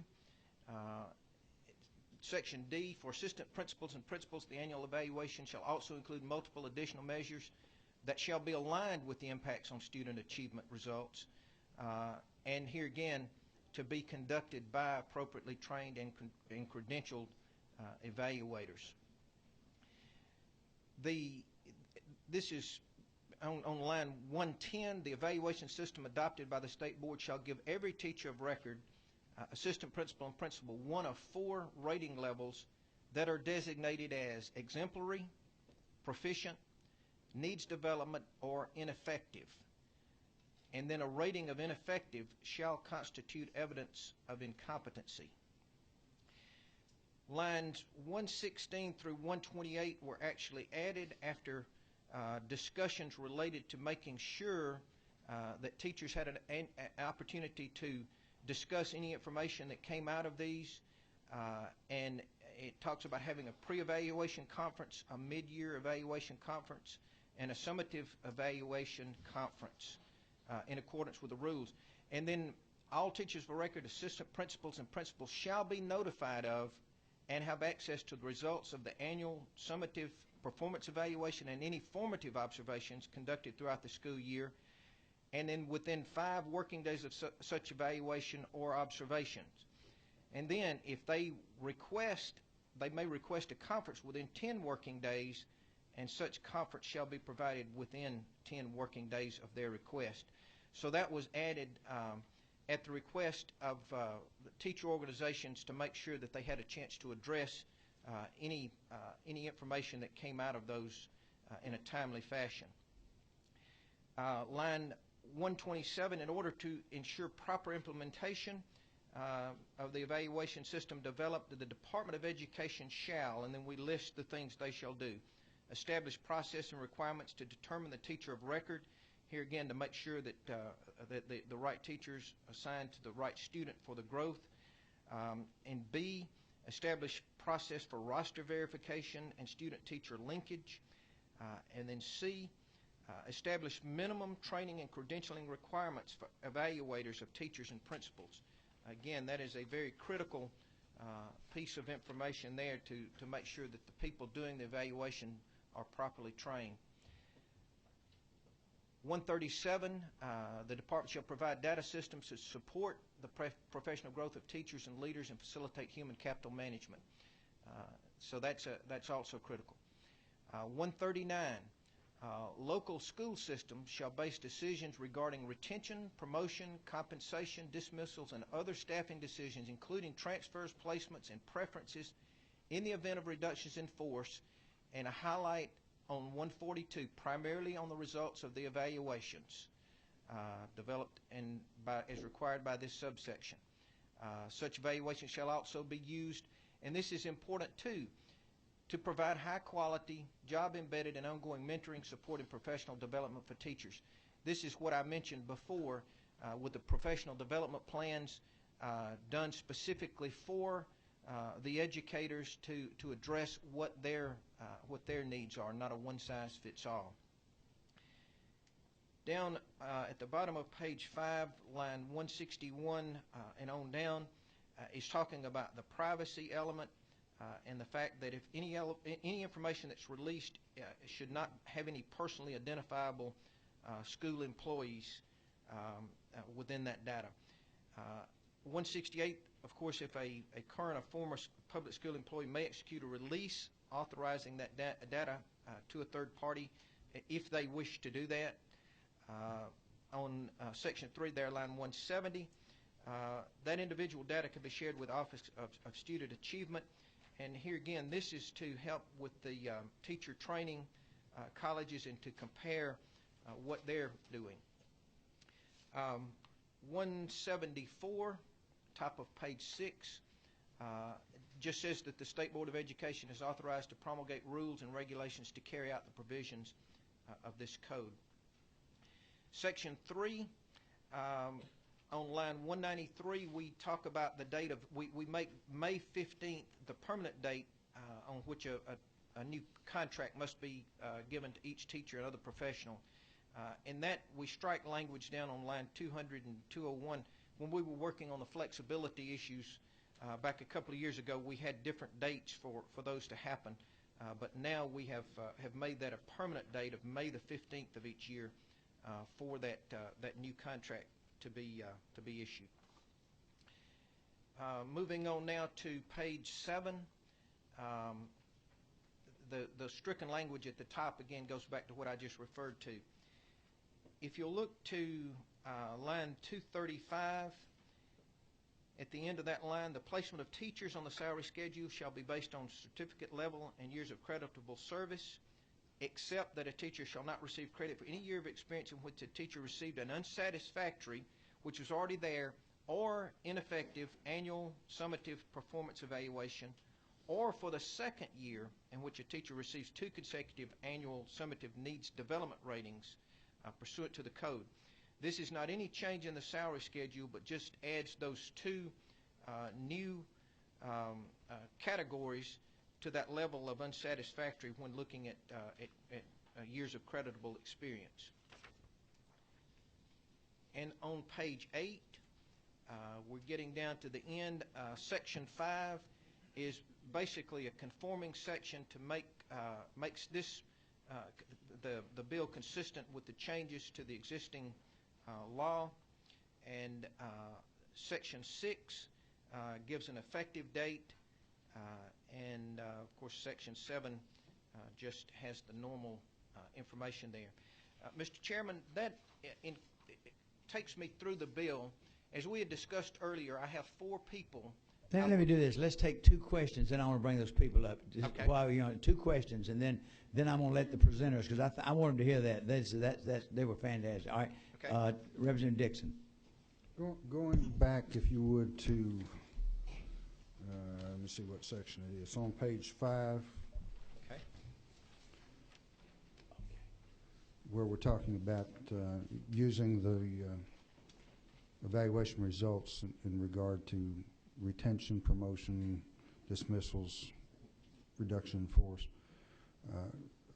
I certainly understand the necessity to use this information when you're making those decisions, but you also, in many cases, you have limited positions. I mean, say your teacher of advanced physics or something like this. Sometimes the specific job that's involved has as much weight as evaluation, and it concerns me that we're not putting some of that into this kind of language here. I could let some of the people from the department speak to that. As I said earlier, this is an evaluation tool that is focusing on results and on student growth. So I don't know how you could factor that in. Mr. Chairman, if you'd like, we can ask the... All right. I'll ask them if they would to address that when we get into their presentation. Okay. All right, I'm going to take one more question, then I'm going to let them present, because I think they'll answer most of your questions. Number 2? Thank you, Mr. Chairman. On lines 161 through 173, you talk about when they can be released, the information can be released. If a teacher works for School A and they receive unsatisfactory evaluations, they decide to leave and they go apply for School B, would School B automatically be able to access their previous evaluations, or would that person have to sign a release in order to make that happen? I'll have to defer to the department on that. Yes, sir. The second school system could have built into the contract a release, or they could ask the teacher to sign a separate release, but they would not automatically get it without that release being signed. So that would be a policy that individual school in their hiring practices would have to set up. Yes, sir. Okay, thank you. It just seems like that would be a concern. I know as a former employer in local government, it's always difficult sometimes to get information from where people used to work. Be important. These teachers, bad teachers, didn't move from one school to the next, so that'd be an individual school choice. And the database is going to be critical too, yeah. Why don't we go ahead and let's take these, and then I'll come back, because I think they'll answer a lot of our questions. So, Reverend Dix, why don't you let your presenters come on in. If they would, have them step up to the mic. All right. These are the people that I would like to speak. Molly Howard, who is the superintendent in Jefferson County. If you'll come up and let me, while we're doing this, we've got superintendents, principals, assistant principals, we've got a teacher, we've got a parent. These people presented before. We've got a director of Carrollton City Schools who will speak, and then at the end we'll have Kelly Henson, who is executive director of the Georgia Professional Standards Commission. But they're each going to speak just very briefly, and they're talking about how this has affected their school system. So, Ms. Howard, if you would, please. Sure. Good afternoon. I am Molly Howard, Superintendent of Jefferson County Schools. For 18 years prior to becoming a superintendent, I was a high school principal in Jefferson County, and we piloted the class keys, the forerunner of this teacher and leader keys at that time. And it was a natural progression for us when I became superintendent 3 years ago and had the opportunity to volunteer to be one of the pilots to pilot the teacher and leader keys. We found in Jefferson County that these two instruments have been transformative to our system. We've seen the work that we're really supposed to be about to be the focus of that, and that is the continuous improvement of student performance and the growth of teachers and leaders. It is equally not equally, but it is our responsibility to help develop our teachers and our leaders as well as our students, because we know without that strong leadership in the building and without the able and capable teacher, then that student performance is not going to be what it should be. These instruments, I've done a lot of research and followed behind the research they're based upon, and it's some of the best thinking in our nation and globally as well. I believe anywhere you go in our world, you would go there and teach under using these standards, and they would be set forth as some of the best standards, because they are some of the best thinking I've seen. One of the other benefits is this is the first time in my 36 plus years of being an educator that I've seen it clearly articulated what is best practice. We are clearly telling teachers, and they can clearly see, this is what an exemplary teacher looks like. This is what a proficient teacher. This is not acceptable, and this is just plain incompetence. We have something now that will be able to do that. Implementation is more time consuming for the building level administrator. I've heard that concern, and as a building level administrator, under one that was much more cumbersome than the teacher and leader keys, as class keys was. But it is the work that we should be about in leadership.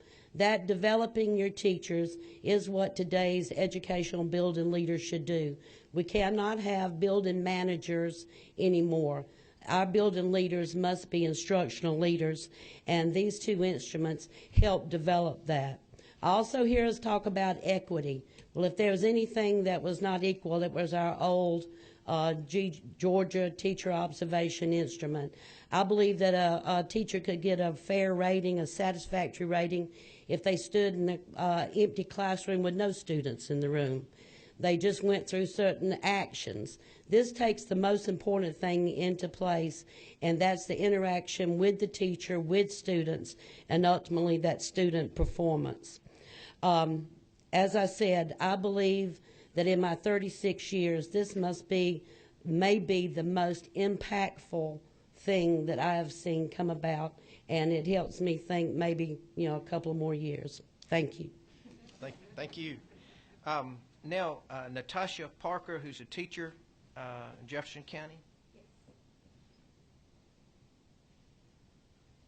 Good afternoon. I'm Natasha Parker. I teach 4th and 5th grade language arts in Jefferson County School System under the leadership of Dr. Molly Howard, my superintendent. Thank you for allowing me the time to speak to you about the benefits of student learning objectives and the Student Growth Model Visualization Tool. Student learning objectives are one of the components of the Teacher Keys Effectiveness System. The main purpose of the student learning objective is to measure student growth and to determine teacher instructional effectiveness. As a classroom teacher, I benefit from using the student learning objectives because I am able to set up growth targets for each student. I analyze the data to determine what instruction is needed for individual students or the group of students. I meet with my administrator to affect student performance, monitor the student progress either weekly or bi-weekly, and assess students by using teacher-made formative and summative assessments. Research shows that if teachers set rigorous learning goals combined with the use of data through the assessments, this will lead to higher academic performance by the students, and the student learning objectives and the Teacher Keys Effectiveness System will help set those rigorous, consistent standards. This is where the Student Growth Model Visualization tool comes in place. This tool allows me to compare student growth from year to year based on the student learning objectives for my 4th and 5th grade students, which is the Criterion Reference Competency Test. Systems can also import other data into the Student Growth Model Visualization tool, such as the dynamic indicators of basic early literacy skills, or the DIBBLES as we all know it. And this is a series of tests that measure skills such as phonics, fluency, vocabulary, and comprehension. The Student Growth Model Visualization Tool is a great way to use these formative and summative assessments to allow me to not just look at the growth of my classes, but also individual students over a certain time frame. This is a very valuable tool, and I can use it to adjust my instruction to meet the needs of each child that I teach, to evaluate student growth from one year to the next, set goals for my students, and to continue to monitor the progress of my students. The student learning objective component is very beneficial for student achievement and as a measure to show the evidence of teacher impact on student learning. With this component, as well as the Student Growth Model Visualization tool, we are able to see a well-rounded picture of our students' academic progress and teacher instructional performance. Thank you. Thank you very much. Just two more. Trent North, who's director with Carrollton City Schools. I'm proud to have Trent here. Trent's actually from my district too, so thank you for coming. Thank you, sir. It's an honor and a privilege to be here. I'm very excited about this. I'm probably one of the first ones in here who was a part of the development part of it. That excites me, and I want to share with you what we were thinking and what we were going through some 15 months ago. As educators, we want our students to be the best.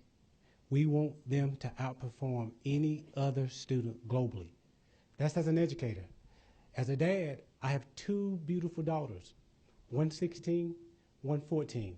I want them to be able to find any job they choose in the state of Georgia. So if they choose to become married and have children, I won't have to fly all over the world to see them. When we were developing leader evaluation instruments and teacher evaluation instruments, as educators, we were thinking, what can we create that's A, going to be fair to teachers, and B, hold us accountable at the same time? And they're both equally as important. Because when I think about the industry in my community, Southwire, the largest industry in Carroll County, the largest wire producing industry in the United States, has to now compete globally. and we are producing students that will be working for Southwire. DecoStar, which is in our community, is a Canadian company that has to compete globally as well. When I'm talking to the general manager of DecoStar, and he's having to bring in employees from Ohio because we don't have the skill set to meet their needs, that is unacceptable. And so whether it was Carrollton or Gwinnett County or White County or Dade County or Cherokee County, when we were developing the systems that we have now, we were developing it with that in mind. We've piloted it with the Carrollton City School System, and we are excited about it. It isn't perfect. It is better than what we had, and we are confident continuing on the route that we're going now, we're going to have the best evaluation system in the country. We're excited, and we hope that you all would approve it as quickly as possible so we can continue refining and continue working on the work. Thank you. Executive Director of the Georgia Professional Standards Commission. No stranger to this group. Mr. Chairman and members of the committee, thank you very much. The Professional Standards Commission, at the Professional Standards Commission, we are beginning to develop rules that will revise and restructure teacher preparation, initial certification, and certification renewal. A single statewide educator evaluation system is extremely important to the development of these rules. We will be developing a rule on how we will measure the effectiveness of programs that prepare teachers and leaders. This rule will be applied to both colleges and universities that prepare educators and alternative preparation programs like Georgia TAP, Teach for America, and the New Teacher Project. We need the data from a consistent statewide evaluation system to craft the best and most accurate rule possible. Data from potentially over 100 different evaluation systems is useless for statewide rulemaking of this nature. We have started work on a rule that will assess the readiness of young, newly minted teachers to assume full professional certification. This rule will also address certification renewal. How should educators demonstrate continuing competency in order to renew their certificate? And the rule will establish teacher leadership certifications, recognizing and potentially rewarding our most effective teachers that want to grow in the profession without leaving the classroom. Again, a consistent statewide evaluation system is important to this work. The Professional Standards Commission is the agency that enforces your code section that prohibits educators from renewing their certificate if they have 2 unremediated, unsatisfactory evaluations in their 5-year renewal period. This bill will strengthen that code section by extending its impact to any combination of 2 ineffective, unsatisfactory, or needs development evaluations. And it creates a fairer and more level playing field by significantly closing the gap on what an evaluation rating really means. At present, with so many evaluation systems in the state, there is no way to really know that an unsatisfactory rating in one district is at all equivalent to an unsatisfactory rating in another district. But even more important than the work at the Professional Standards Commission, a single educator evaluation system that has an external component in addition to observational data can positively inform decisions at the school, system, and state level. I've been in public education for 42 years, and we've made great strides in many areas, and I'm very proud of what our profession has done. However, we've never really been good at measuring effectiveness. This hamstrings the work of educators in the field. It makes accountability efforts at both the state and national level virtually impossible. It does not allow for professional development to be focused on identified areas that need improvement. Our lack of ability to measure effectiveness harms our ability to serve children and restricts your ability as policymakers to support the efforts of educators based on accurate and useful data. I fully understand that the single statewide evaluation system is a work in progress. It will certainly continue to evolve. But with your commitment to this work, coupled with the progress being made on a state longitudinal data system, I believe that in a few short years, we will be able to move our profession forward with a significantly enhanced ability to measure effectiveness. Thank you. Mr. Chairman, we have a couple. Let me take these questions. Is that all right? 18. Mr. Chairman, I'd like to thank Representative Nix for bringing this bill.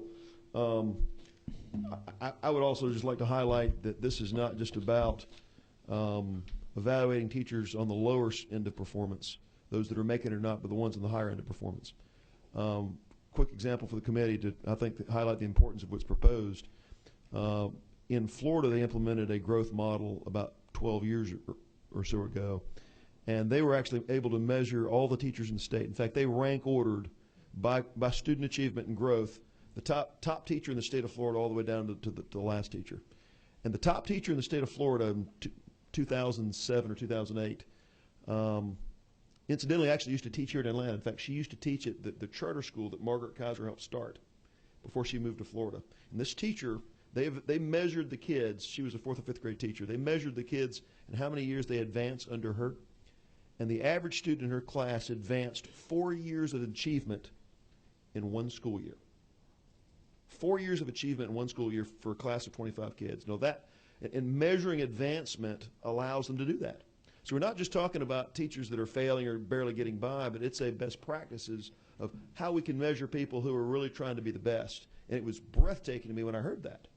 And if you think about that as a model, and I'll just close with this, you know, Florida implemented this about 12 years ago. They implemented some school choice reforms and some school rating reforms, but this was kind of the centerpiece of their public education reform. And they took, over the course of one decade, Florida went from a state that was, interestingly enough, they're demographically almost identical to California, and educational achievement-wise, they were almost identical to California. But after 10 years of this and a couple of other reforms, but this being the centerpiece, free and reduced lunch kids in Florida outperformed the average kid in the state of California. With this as the centerpiece of the reform. So I think it's very important what we're doing. Not just about the low end, it's about the high end. And I'd like to thank Representative Nix for sponsoring this. 24. Mr. Howard, all right? Thank you, Mr. Chairman. I had and thank you, Representative Nix. This does go right to the heart of some things that we need to do to improve our systems with our teacher evaluations. I do have a couple of questions I was going to ask the young lady that teaches over in Jefferson County. All right, just stand up. Come up. Thank you for your service, you and the superintendent there. About how many, did I hear you say 4th and 5th grade? Yes. Okay. On average, how many kids do you have? I have 82 students. Okay. In the class? One class? No.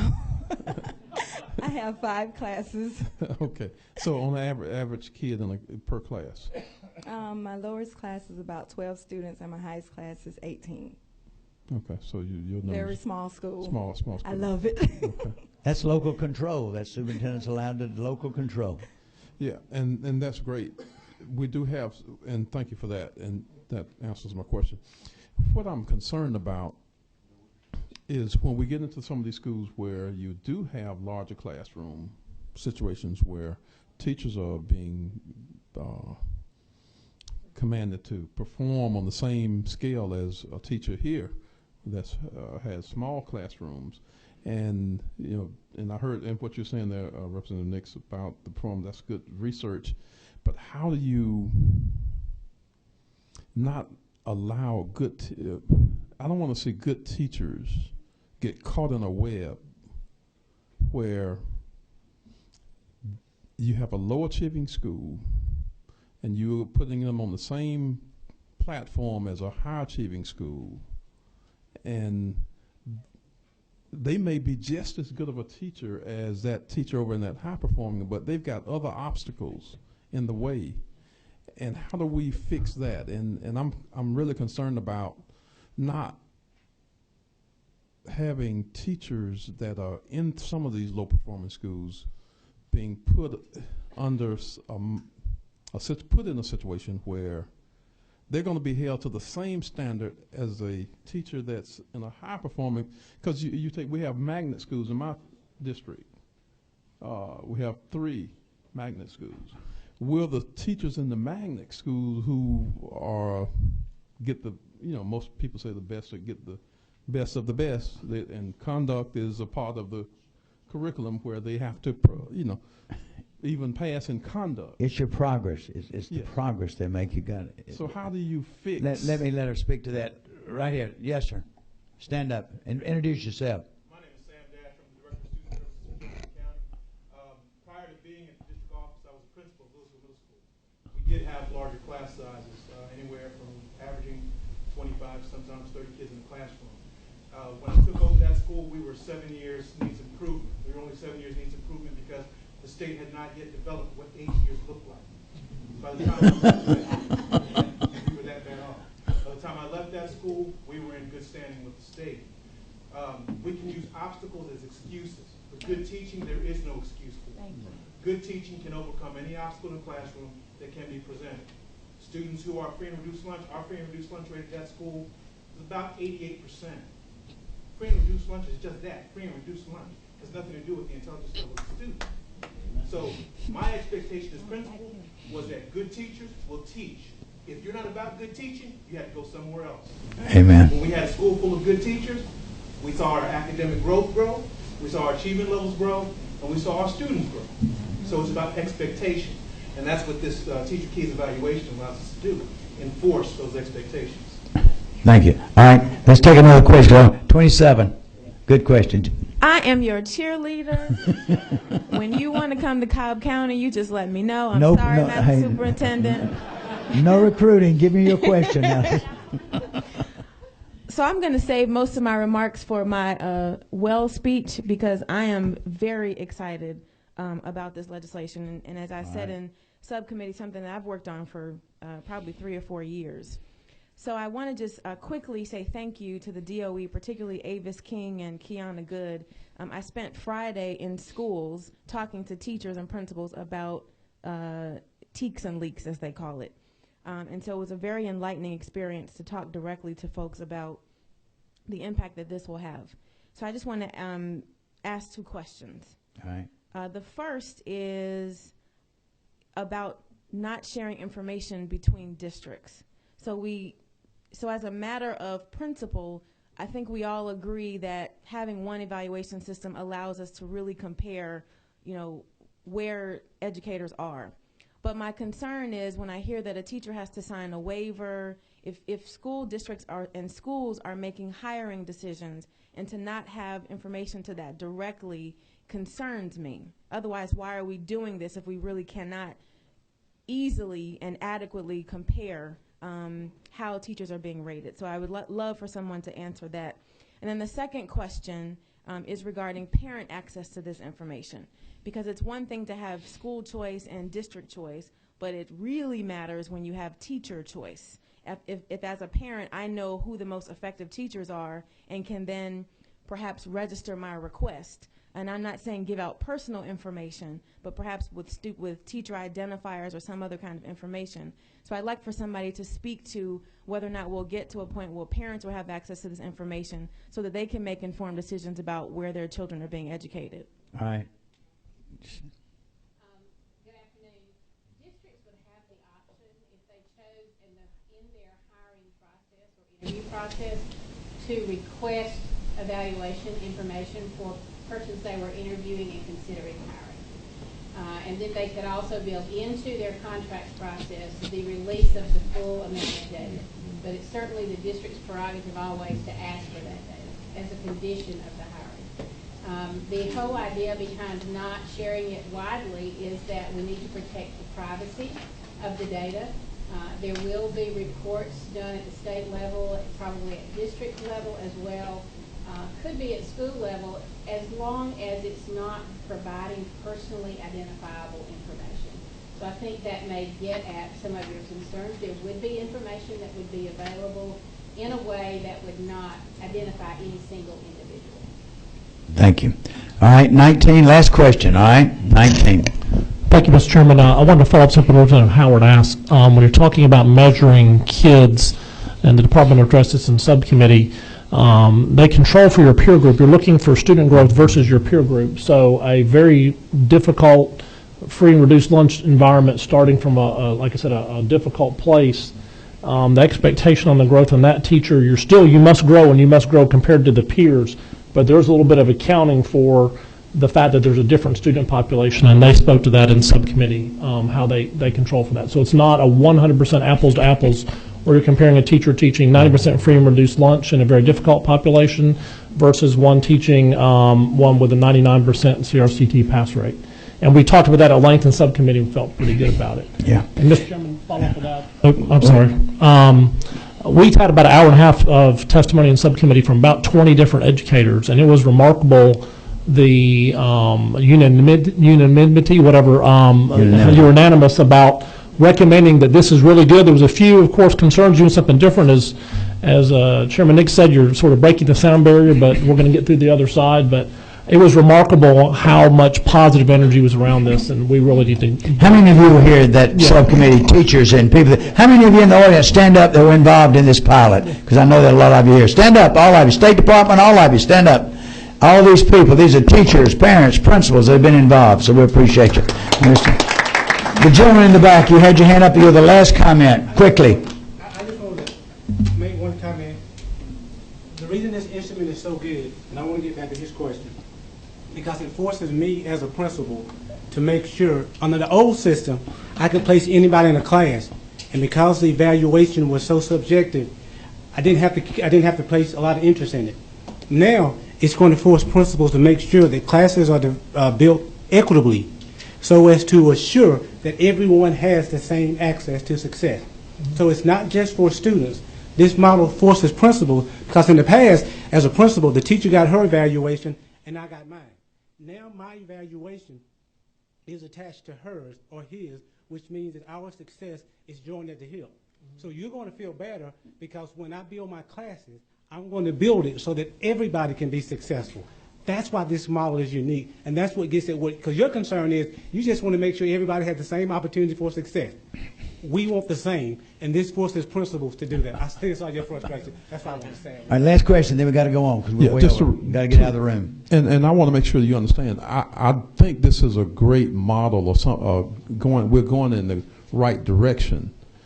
I think what you're saying is absolutely correct. Principals being held accountable to teachers being held accountable, because at the end of the day, what the old system did do is had the students in charge, and we've got to move away from that, where students are not the ones who's running the school, because they know their rules, they know the regulations. So I'm not critical of the model. I'm just concerned about how we move into it to make sure, because there is some disparity there that we need to be careful with. Yeah. Let me say, I'm going to give you the last few comments, so sum it up that we're ready to vote. Don't want to push it too hard because we're ready. Okay. Thank you very much. All I want to do is I want to recognize the people from DOE that have worked so hard on this. Avis King and Martha Ann Todd, they have put many hours in this, and I would certainly like to recognize them. And I know there are other folks, but they're the two that are right behind me. I've turned around to every time. That's all I'd like to say. Have them stand up. All right. If y'all would just State Department. And one final comment, and this came out the other day, is the conversations now between the principals and the teachers is different than it's ever been before. That was what a lot of that energy was about, and I think that's what Trent is saying to you right now. But I think it's great, Mr. Chairman. I hope we can pass. Well, I want to tell you, I've been pleased with the State Department, the governor's office, the legislators, the parents, the principal. This has been the biggest combined effort I've ever seen in education. I think we're going to make it this time. I really do. I really think it's going to be there, and I'm proud of you, and I commend you. And this committee wants to thank you all for what you've done. Let's let them hear, because I tell you, I'm proud of you. Alicia, you have a nomination. A motion, I think. I am very proud, Mr. Chairman, to move do pass on House Bill 244 as amended. All right. Do I hear a second? Or a substitute. Everywhere.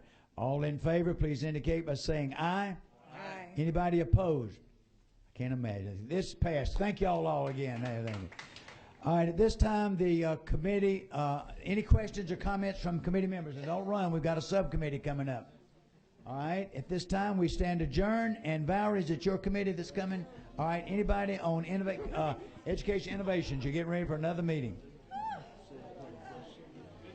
Ed.